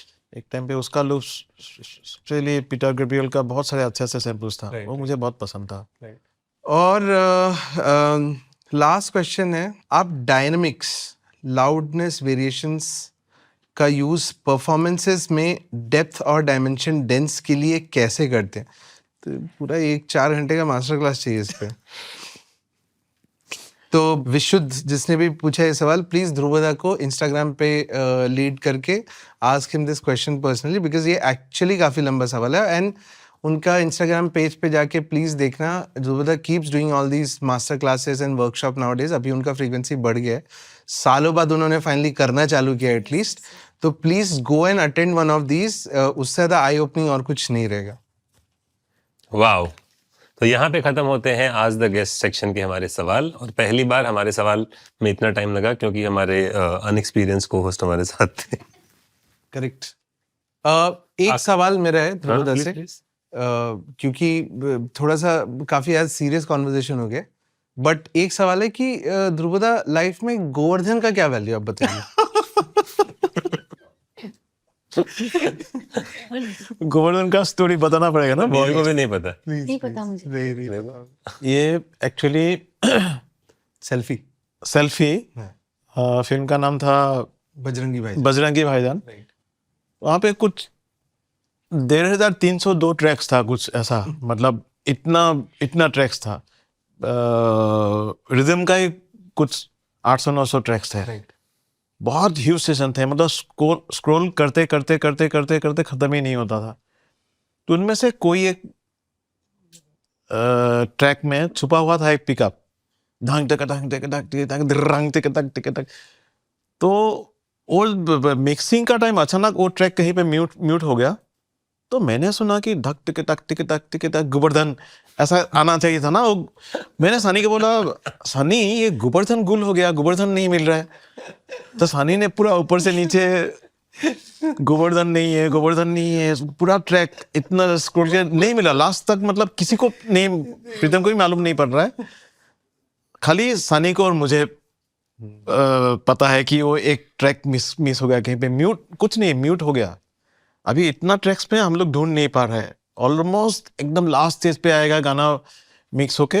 अचानक एक दिन सनी भाग भाग के आया, ध्रुवदा गोवर्धन मिल गया। तो गोवर्धन मैंने मेरे सेशन से निकाला और फिर उधर डाला। ऐसे बहुत सारे कोड नेम्स हैं, मतलब छोटे छोटे पिकअप्स के। यहाँ पे बहुत सारे रिदम का पैटर्न का ना, अपना इंडस्ट्री में जो रिदम सेक्शन है उन लोगों ने नाम दे के रखा है। जैसे ढांढा कितने नाना झिटकी ढांढा कितने नाना, ये मुझे पहले बार मिला, ये कौन सा, अरे नहीं वो दादाजी के नाना जी की वाला है। तो वो लोग उनसे नाम दिखा, कन्वीनियंस। हाँ। फिर जैसे दादाजी की नाना जी की। फिर एक ठेका है, उसका नाम है गमबुट। गमबुट मतलब ये गमबुट ये इंडस्ट्री वालों ने नाम दे के रखा है अलग अलग ठेका का, अलग अलग। तो बहुत सारा डीसी करके है, डीसी मतलब डबल छाटी, दिख ताता धाता दिख ताता, ये 2 बार छाटी आता है ना एक साथ, उसको बोलते हैं डीसी। और ये मेरे ख्याल से सनी ने मेरे को बोला था, मेरे को याद है। वो गाना है तुमको खोया हो तो जैसे पाया हूँ, तो उसमें शुरू में एक म्यूजिक पीस आता है, तो ये बोलता था घी चम चम घी चम चम। ऐसे बहुत सारे नाम है, बट हाँ। ठीक है दादा, अभी सीरियस बात पे आते हैं। हाँ। तो रिजेक्शन बहुत इंपॉर्टेंट पार्ट है, कोई भी आर्टिस्ट हो, हर लेवल पे उनका गाना, वॉइस, सैंपल रिजेक्ट होता ही होता है। तो शाश्वती बा का भी एक स्टोरी है। कोई जी के सीईओ थे जिन्होंने उन्होंने मेरा रिजेक्ट किया था, वॉइस रिजेक्ट किया था गाना सुनने से पहले ही, एक शायद एक प्लान करके। और दादा ने तो मेरे को बताया था कि धूम 3 जब बना रहे थे, तो धूम 3 का कुछ 150 गाना रिजेक्ट हुआ था। तो आप लोग दोनों एक एक करके वो रिजेक्शन वाला स्टोरी बताइए ना। पहले शाश्वती आपसे पूछते हैं। हाँ, तो मैं एक्चुअली, मुझे जब बुलाया था तो मैंने बहुत अच्छे से मैंने गाया। लेकिन यहाँ पे यही होता है ना कि अगर आप अपने आप को प्रूफ कर दोगे ना एक बार, तब चाहे खराब भी गा लोगे ना तो आपको बुला लेंगे, ऐसे हो जाता है। मतलब मुझे तो ऐसा लगता है, मतलब मुझे ऐसे लगता है। और मैं बहुत दुखी हो जाती हूँ सच में, ध्रुवदा बहुत अच्छे हैं। मैं मतलब अरे यार इतना मैंने अच्छे से गाया, लेकिन बहुत दुख लगा मुझे। फिर बाद में जब मेरा शहरी बाबू आया, उसके बाद वही सेम जो सीईओ है ना, उन्होंने बोला अरे सुनो ये शाश्वती फुकन उसको बुलाओ, उनसे गाना है। तो जिनको बोला उन्होंने बोला कि शाश्वती फुकन नहीं गाने वाला है आपका गाना। बोले क्यों, आपने रिजेक्ट किया? क्या बात कर रहे हो, मैंने किया था। वो भूल भी गए थे, मतलब तो ऐसा था। लेकिन कुछ नहीं है, होता है, मतलब हाँ, सबने रिजेक्शन झेला है। तो मुझे भी फिर बाद में लगा कि कुछ नहीं होता। वो देखो जिसके लिए गाना होता है ना, मतलब अगर बोलते हैं ना दाने दाने पे होता है खाने वाले का नाम, ऐसा होता है ना। तो अगर मेरे लिए गाना है तो मेरे ही रहेंगे, ऐसा नहीं है। गाने पे होता है गाने वाले का नाम। हाँ वही गाना गाने का, वही सेम थिंग। तो कुछ नहीं लगता है मुझे आजकल। तो मैं उसके लिए भी मैं रेडी हूँ। रिजेक्शन किसी को अच्छा नहीं लगता है, लेकिन अगर अच्छा नहीं है तो अच्छा नहीं है ना, ऐसा भी है। मुझे तो बहुत जरूरी लगता है रिजेक्शन। हाँ जरूरी भी हो, तो बहुत कुछ सीखते भी है ना। एक्चुअली मेरे ख्याल से एक्सेप्टेंस से ज्यादा आदमी रिजेक्शन से सीखता है। Actually. जैसे सुख से ज्यादा आदमी दुख से सीखता है। अच्छा टाइम चल रहा है तो क्या ही सीखेगा, एकदम। बुरा टाइम आने से ही पता चलता है उसका वैल्यू क्या है फ्यूचर में। करेक्ट। तो दादा धूम 3 वाला स्टोरी हम लोग सुनते हैं। धूम 3, हाँ धूम 3 प्रीतम धूम 3 का करने का टाइम 4 बजे ऑलवेज वहाँ पे सीटिंग होता था YRF पे, तो 4 बजे से प्रीतम गुल हो जाते थे। हम लोग बोलते थे क्लास लग रहा है, बोलते थे कि प्रीतम का क्लास है 4 बजे से। तो वहाँ पे कुछ गाना मतलब वो लोग सुनते थे, फिर बोलते थे इसको पार्क करके रख दो, मतलब बाद में देखते हैं इसका। तो ऐसा पार्क करते करते ना पार्किंग पूरा फुल हो गया उन लोगों का। तो ये है रिजेक्शन एक्चुअली बहुत ज़रूरी होता है। मेरा एक कभी कभी मेरा दिल के बहुत अच्छा मतलब ऐसा लगता है कि ये तो बहुत अच्छा प्रोडक्शन हो गया, ये तो बहुत अच्छा हो जाएगा, वो फाइनली रिजेक्ट हो जाता है। तो ऐसा मेरा एक ट्रैक सब रिसाइकिल फोल्डर है मेरा, और अंकित का बहुत सारे गाना है और रिसाइकिल फोल्डर से। अंकित मेरे को जब भी आता है, दादा आपका कुछ रिजेक्ट हुआ है क्या आप प्लीज़ मुझे भेज दिए, तो वो आके सुनता था, मैं वो -1 उसको बना देता था, प्रिंट देता था, उसका ऊपर वो कंपोज करता था। तो अंकित तिवारी का बहुत सारे गाना मेरा पहले ऐसा ट्रैक बना जो रिजेक्ट हुआ, बाद में उसका ऊपर उसने कंपोज किया। दादा बता रहे थे कि 150 गाना था ऑलमोस्ट धूम 3 का रिजेक्शन। ऐसा ही कुछ होगा मतलब थोड़ा एग्जैजरेटेड नंबर है, बट ठीक है, मतलब 1,500 भी बोल सकते हैं। मतलब जितना टाइम प्रीतम ने दिया उसके हिसाब से तो। दादा कंपोजर और म्यूजिक प्रोड्यूसर के बीच में रिलेशनशिप अच्छा होना कितना जरूरी है गाना अच्छा बनाने के लिए? क्योंकि आपने प्रीतम दा के साथ तो बहुत काम किया और भी बहुत लोगों के साथ काम किए, तो जहाँ रिलेशनशिप अच्छा होता है वहीं गाना अच्छा बनता है, ऐसा है क्या? ऐसा एग्जैक्टली नहीं है, कभी कभी झगड़ा होना भी बहुत अच्छा होता है, क्योंकि वो एक्सपेंशन तभी मिलते हैं। बट काम करते करते झगड़ा कम हो जाता है एक टाइम पे, फिर मोनोटोनी हो जाता है। बट प्रीतम का साथ एक्चुअली आई थिंक मेरा सबसे सक्सेसफुल सॉन्ग्स प्रीतम के थ्रू ही आया, और प्रीतम भी शायद मुझे समझता है कि मेरा औकात कितना है, इसको कहाँ तक मैं यूज़ कर सकता हूँ, या मैं भी प्रीतम को समझना शुरू हो गया, उसका लैंग्वेज क्या बोलता है, कहाँ पे एप्पल का सिल्का जैसा कैसा, वो पता नहीं अलग अलग अजीब अजीब सा उसका एनालॉजिकल एक्सप्रेशन रहता है। तो वो सब डिकोड करने के लिए शायद मैं सीख गया हूँ। एक एग्जांपल दीजिए ना ऐसा वियर्ड एनालॉजी का कुछ। एक गाने में बोल रहा था, वो उसको सुनते ही स्किन में रैशेस जैसा फील होता है, खुजली जैसा होता है। एक गाने में बोला था उसने मच्छर जैसा आवाज आ रहा है, कौन सा मालूम है? गेरुआ का कौन सा? गेरुआ का बिगिनिंग में था ना? बिगिनिंग में था, हाँ, गेरुआ। उसका इंट्रो में एक ना बैक पाइप का 3-4 ट्यून का ऐसा करके ना मिक्स ट्रैक था, जिसमें स्लाइटली नहीं, काफी हद तक ज्यादा डिटेनिंग था। तो बोल रहा है मच्छर जैसा आवाज आ रहा है। तो मच्छर से क्या हो सकता है, वो समझने के लिए बहुत टाइम लगा कि एक्चुअली वो डिट्यूनिंग बहुत ज़्यादा हो रहा है करके वो इरिटेट कर रहा है उसको। तो उसको मैंने फिर पिच थोड़ा क्लोज करके लाया, तो मच्छर वाला इफेक्ट कम हो गया। ये सब एक्सपीरियंस से आता है ना? हाँ। बहुत ज़्यादा, बिकॉज जब पहला एल्बम में शादाब के पास लेके गया था मिक्स कराने के लिए, विच वाज कॉकटेल में यारियाँ करके एक गाना है, और ब्रीफ आया कि ऐसा चाहिए, ये लश चाहिए, और ये वो सब कुछ करके शादाब ने एक मिक्स करके दिया, और मतलब वो काफ़ी अच्छा साउंड कर रहा था। बट दादा का उन्होंने बोला सुनना बहुत अच्छा लग रहा है, इतना क्लीन नहीं चाहिए। तो शादाब ना फ्रस्ट्रेट हुई, बोले इतना क्लीन, इतना मेहनत करके एक तो क्लीन किया। मतलब 1 सेकेंड रुको, 5 मिनट दो मुझे, I will make it like dirty, like because मैं ऑलरेडी 1 साल काम कर चुका था उधर, लाइक सो आई न्यू कि क्या, what does he mean by that, musicality wise कुछ चेंज करना है। बट ये बहुत हार्ड टू एक्सप्लेन होता है शुरू में किसी के लिए भी। Now Shadab like understands it from the beginning, और Eric will understand it from the beginning.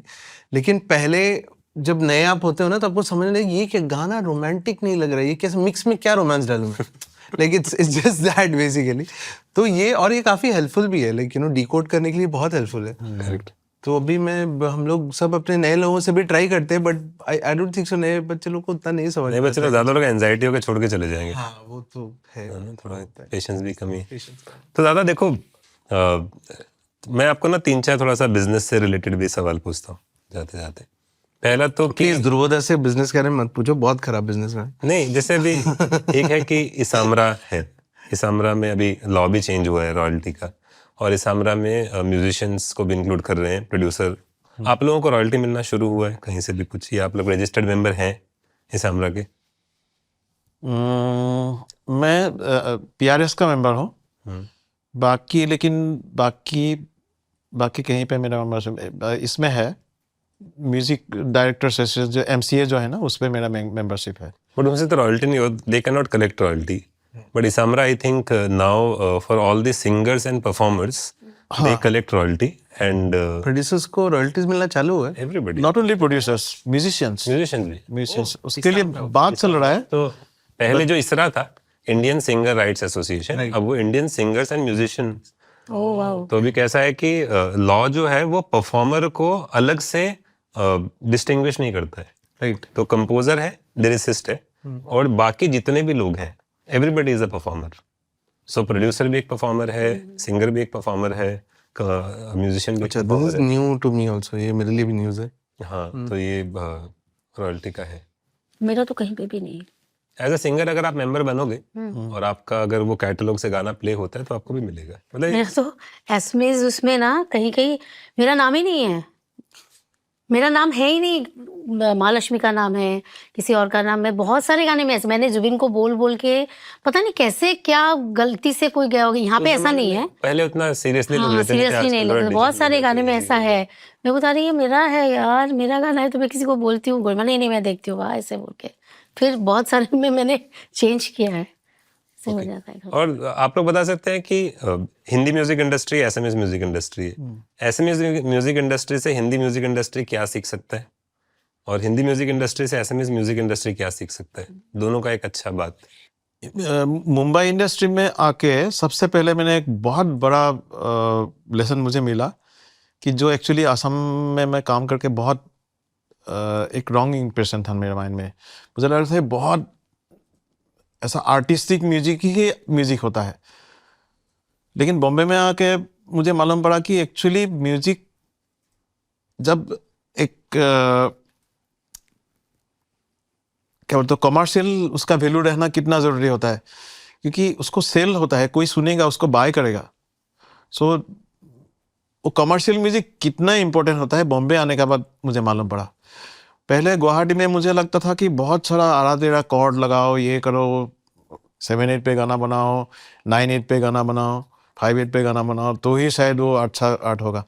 वो मेरा इम्प्रेशन में था। लेकिन यहाँ आके मालूम पड़ा कि कॉमन पीपल जो लिसनर्स है उन लोगों को क्या अच्छा लगता है वो बहुत ज़रूरी होता है। मतलब वो तब से मैंने डिवाइड कर लिया कि art for the sake of art एक अलग है, art for the sake of commerce is always a different thing. तो दोनों को ही अलग ये देना चाहिए। फैंटास्टिक। तो यहाँ पे मुझे बहुत छोटा छोटा ऐसा मतलब जो पीस मैंने गुवाहाटी में रह के आता है, ये तो बहुत ऑर्डिनरी पार्ट है, ये बजा के भी क्या अच्छा लगेगा, सुन के भी क्या अच्छा लगेगा। लेकिन यहाँ आके वो पता लगा कि उसका लिसनेबिलिटी और उसका सेलिबिलिटी कितना ज़्यादा हो सकता है। कभी कभी वेरी सिंपल पार्ट, मतलब देखा है पहली बार, one of the biggest hit in the industry, but वो कंपोज करने का टाइम पे या सुनने का टाइम, बजाने का टाइम क्या लगे, ये बहुत ऑर्डिनरी पार्ट है। बट वो उसका ऑर्डिनरी पना जो है ना, वही कितना इम्पोर्टेंस है, करेक्ट, कितना इम्पोर्टेंट है, वो मैंने बॉम्बे आके सीखा। फिर आसाम में अभी भी एक बात सीखने लायक असम म्यूजिक में बोल रहा हूँ, वो है सोलफुलनेस। वहाँ का क्योंकि बहुत अनपोल्यूटेड है वहाँ का म्यूजिक, अभी भी बाहर से बहुत ज़्यादा इन्फ्लुएंस नहीं है, तो वहाँ का लोकल जो फोक म्यूजिक है स्पेशली वो बहुत सोलफुल है, बहुत रिच भी है, बहुत रिच भी है, बहुत सोलफुल है। वहाँ का जो बहुत सारे फोक सिंगर्स है, जैसे अपना खगेन गोगोई बोलो, या बहुत सारे ऐसा सिंगर्स है। अपना चाय बागान का जो अपना ये कल्चर है ना, टी गार्डन का जो झूमर वगैरह है, राम सासनी बोलो, या बहुत सारे सिंगर्स ऐसा है, या बहुत सारे म्यूजिशियंस भी, या म्यूजिशियन का इंस्ट्रूमेंट भी, बहुत सारे इंस्ट्रूमेंट्स भी ऐसा है जो यहाँ पे मतलब वेरी वर्जिन, अभी तक यूज ही नहीं हुआ। स्पेशली फ्लूट का तो बहुत तो ऐसा इंस्ट्रूमेंट का नाम भी बता सकते हो आप, कौन सा इंस्ट्रूमेंट है जो या कौन सा फोक है जो यूज नहीं हुआ असम या नॉर्थ ईस्ट से, जो हो सकता है कुछ नए बच्चे explore जैसे कर सकें? मोहर सिंह का पेपा जो है ना, वो तो मैंने पूरा बेच दिया हो इंडस्ट्री में, बहुत बहुत यूज किया हो। फिर ऐसे बहुत सारे, जैसे अपना मोरचांग है ना, वहाँ पे एक गोगोना है। यहाँ पे जैसे सारेंगी है, वहाँ पे एक सारेंगदार जैसा है, वो फ्रेटलेस इंस्ट्रूमेंट, बोइंग इंस्ट्रूमेंट, बहुत खूबसूरत आवाज है उसका। फिर बैम्बू का बहुत सारे इंस्ट्रूमेंट, म्यूजिकल इंस्ट्रूमेंट है, बट क्लासिकल इंस्ट्रूमेंट या ऐसा पॉप इंस्ट्रूमेंट जैसा आप ट्रीट नहीं कर सकता है उसको again you have to sample it and उसका परफेक्टली पिच करेक्शन वगैरह करके तो ही यूज़ कर सकते थे। पेपा जब यूज़ किया था हम लोगों ने, बहुत उस पर ये करना पड़ता था, क्योंकि वो लोग टेम्पो में भी नहीं बजाते, रियल टाइम बजाते हैं, और बहुत सारा सुर में भी नहीं रहता है इंस्ट्रूमेंट, अपना 440 में नहीं रहता है। उन लोगों ने, किसी ने बनाया जो भी, जहाँ पे जैसे भी अच्छा साउंड किया ऐसे रख दिया उन लोगों ने। काफ़ी सारे इंस्ट्रूमेंट है। तो असम का स्पेशली फोक म्यूजिक मेरे हिसाब से बहुत सोलफुल है, और अभी भी लोगों को यूज़ करने के लिए बहुत ये है, एक्सपोजर के लिए। तो दादा देखो, अभी घर में श्रेया बहुत अच्छा गाती है, शाश्वती बहुत अच्छा गाती है, आयुष बहुत अच्छा कंपोज भी करता है, प्रोड्यूस भी करता है, श्रेया भी बहुत अच्छा कंपोज, श्रेया भी बहुत अच्छा कंपोज करती है, प्रोड्यूसिंग कंपोज। आप भी प्रोड्यूस करते हो, आप भी कंपोज करते हो, तो आपको ऐसा मन नहीं करता है कि हम लोगों को चारों को मिलके एक लेबल खोल लेना चाहिए, खुद गाना रिलीज करना चाहिए? ये तो दिमाग में आता ही होगा। हम प्लान करते रहेंगे, कभी नहीं खुलेगा। नहीं, नहीं होगा। ये वेंचर में कभी ये नहीं करूँगा, क्योंकि आई नो माई वीकनेस। मैं वो बिजनेस वाला साइड मुझे एकदम है नहीं, जीरो, तो वो वेंचर में कभी ट्राई भी नहीं करूँगा। कोई अगर करे तो ठीक है। ओके, तो दादा मैं आपको बोलता हूँ कि अभी इंडिया में देखिए, मैं तो हर तरीके से लोगों से मिलता हूँ, हर अच्छा लेबल अच्छे कंपोजर या आर्टिस्ट को ढूंढता रहता है। तो एक ऐसा घर जिसमें 4 मेंबर हो, सब लोग शरीफ हो, कोई भी लालची नहीं हो, ठीक है, और सब लोग म्यूज़िक बहुत पैशनेटली करते हो, और तो अगर मैं म्यूज़िक लेबल हूँ तो मेरे लिए बहुत अच्छा अपॉर्चुनिटी है, करेक्ट?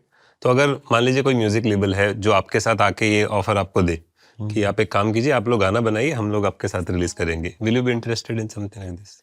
एकदम कर सकते हैं, एकदम। जिसमें मेरा काम का एक्सपर्टीज जहाँ तक है, वहाँ तक अगर लिमिटेड है तो मैं उसके अंदर कर सकता हूँ। जहाँ पर मेरा एक्सपर्टीज है वो मुझे मांगेगा तो मैं नहीं कर सकता। और मेरे हिसाब से even my production part also,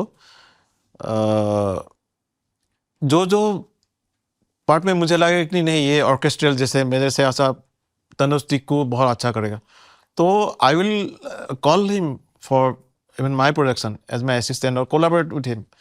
मुझे कोई लगता है कि EDM बहुत अच्छा करता है, तो कोई गाने में अगर ऐसा पार्ट हो जिसमें उसका ज़रूरत है, I am very open to like use specialised people for specialised for specific जो है Purpose. Very conversation. ध्रुवदा, आपको नेशनल अवार्ड मिला था, ठीक है, तो आप कुछ तो बताओ उसके बारे में, क्या है, कौन सा फिल्म किया था आपने? सबको एक्चुअली एक शॉर्ट फिल्म था मेरा, एक फ्रेंड का, संजीव रतन। फिल्म का नाम था पंचक्की। तो 22 मिनट्स का एक शॉर्ट फिल्म था। शॉर्ट फिल्म में एक्चुअली मैंने वो गाना रिकॉर्ड भी, वो पूरा फिल्म का बैकग्राउंड और गाना भी था, एक रिकॉर्ड भी किया था, मिक्स भी किया था, सराउंड मिक्स भी किया था, एवरीथिंग वाज डन बाय मी, क्योंकि उस फिल्म का कोई बजट भी नहीं था। तो लकीली पसंद नहीं, उन लोगों को, जूरी को पसंद आ गया, नेशनल अवार्ड मिल गया। बट कैसे रिकॉर्ड हुआ था बोलो? ये होता है OG, नेशनल अवार्ड मिला है, पता नहीं कैसे किया सब कुछ किया, पता नहीं मिल गया, उन लोगों को पसंद आ गया। सिटिंग रूम में आई थी रिकॉर्ड। हाँ, वो सिटिंग रूम में, इवन उसका कुछ कोरस पार्ट मैंने फ़ोन पे रिकॉर्ड किया था, क्योंकि वहाँ पे वो सिंगर हिमाचल का फोक था, धुरु नाचिया, क्या था वो, धुरु नचिया ना ना ना ना ना नियो धुरु नचे, मतलब शिव जी के लिए किया था। हाँ, वो बहुत अच्छा गाया था उसमें। वहाँ का वो सिंगर्स वहीं पे थे, तो मैं फ़ोन पे मल्टीपल टाइम फ़ोन पे रिकॉर्ड किया। उस टाइम पे N95 था मेरा पास, नोकिया का, तो वहाँ से डॉ पे लाया था। तो सनी, मैं आखिरी सवाल पूछूंगा, कोई सवाल है और?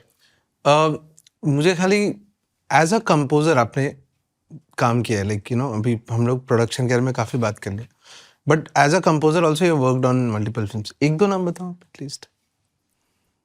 आपने स्कोर भी किया है, बिकॉज लोगों को मालूम नहीं है ये चीज़, लाइक आप इतना हिडन रखते हो सब कुछ, ज़्यादा हिडन जेम हो गया अभी, मतलब एक्सट्रीमली, तो थोड़ा तो बाहर निकालो। नहीं, एज ए कंपोजर मैंने बहुत ज़्यादा काम नहीं किया। एक स्टम्प करके मूवी में काम किया था, इनफैक्ट जहाँ पे प्रीतम का भी 2 गाने थे। करेक्ट।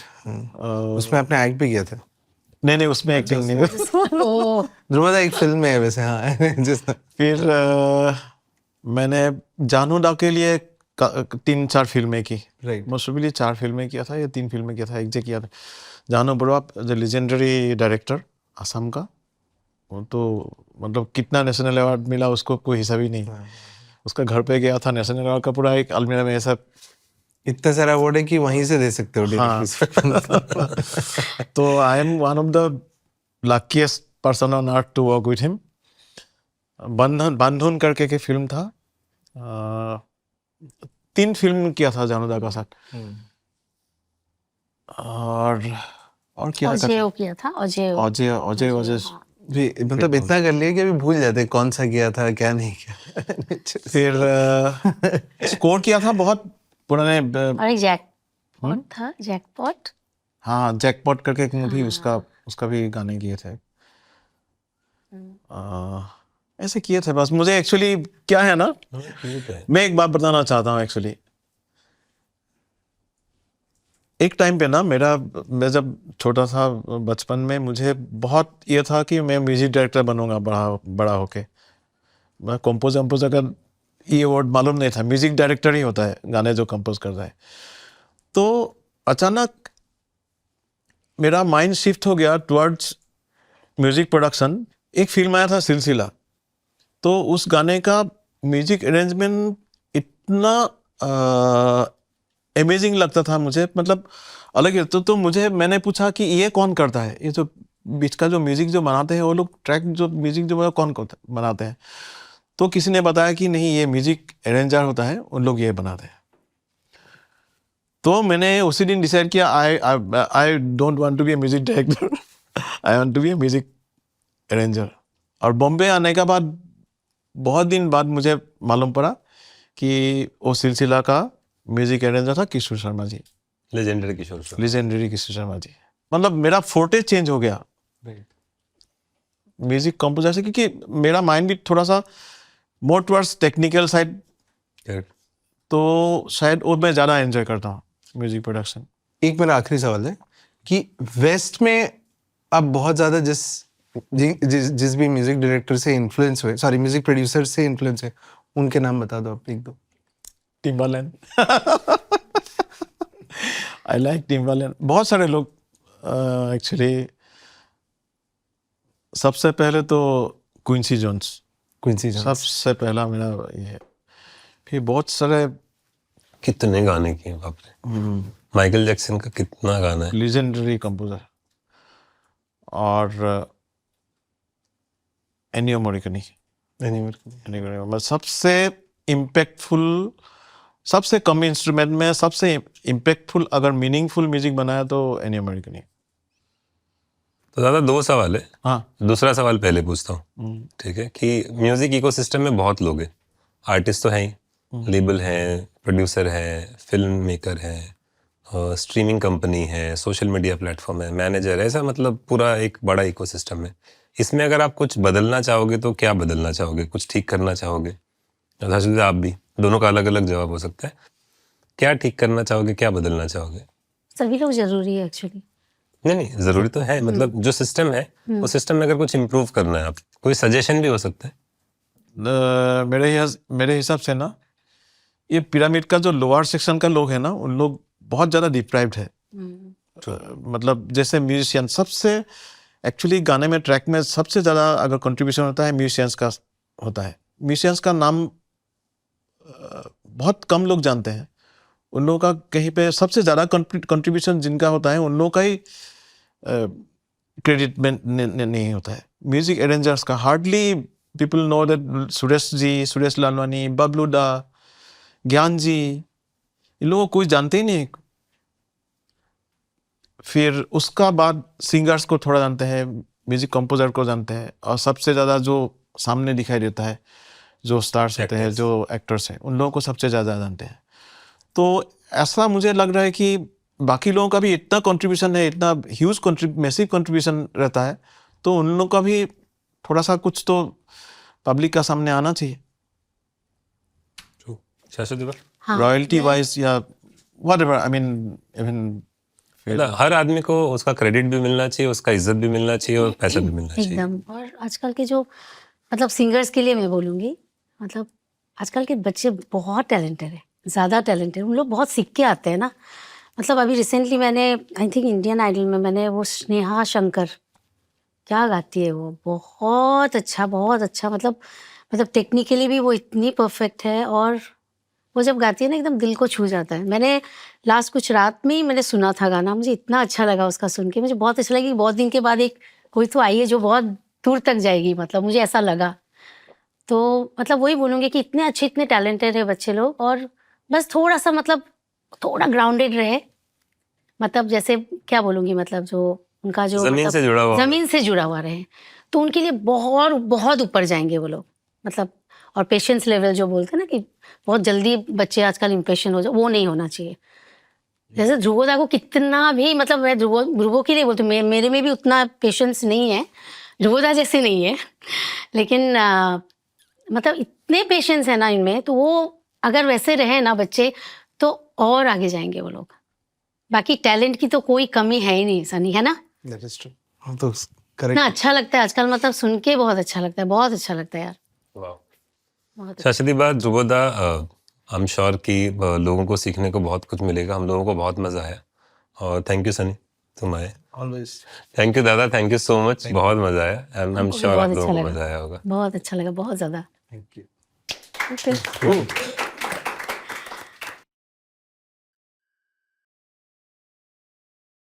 मैं चाहती हूँ यहाँ नॉर्थ ईस्ट से हमारा लेजेंडरी सिंगर जुबिन गार्ग, बहुत अच्छा गाते हैं, आप लोग सब लोग जानते हो, वो एक बार म्यूजिकल पॉडकास्ट में आए। और एक बार मैं ज़रूर चाहूँगी खगेन गोगोई, जो हमारा वहाँ का बहुत बड़ा मतलब फोक आर्टिस्ट है, बिहू बहुत अच्छा गाते हैं, उनको भी एक बार अगर वो आ जाए यहाँ तो बहुत अच्छा लगेगा मुझे। मैं चाहता हूँ कोई इंडस्ट्री का बहुत सारे अच्छे म्यूजिशियंस हैं जिन लोगों को किसी ने आज तक जाना नहीं, मतलब पब्लिक लोग इतने जानते नहीं हैं। तो उनमें से एक है नवीन कुमार, फ्लोटिस्ट, नॉट ओनली फ्लोटिस्ट, बहुत अच्छा वुडविन प्लेयर है। उनका एक पॉडकास्ट देखने के लिए मैं रिक्वेस्ट करता हूँ तारसेम को कि उनको भी ये पॉडकास्ट पे एक दिन बुलाएं। और हम लोग का बहुत एक सीनियर म्यूजिक अरेंजर है सुरेश लालवानी, सुरेश लालवानी जी को भी इस म्यूजिक पॉडकास्ट में अगर एक बार बुलाए तो मुझे लग रहा है कि लोगों को बहुत अच्छा लगेगा।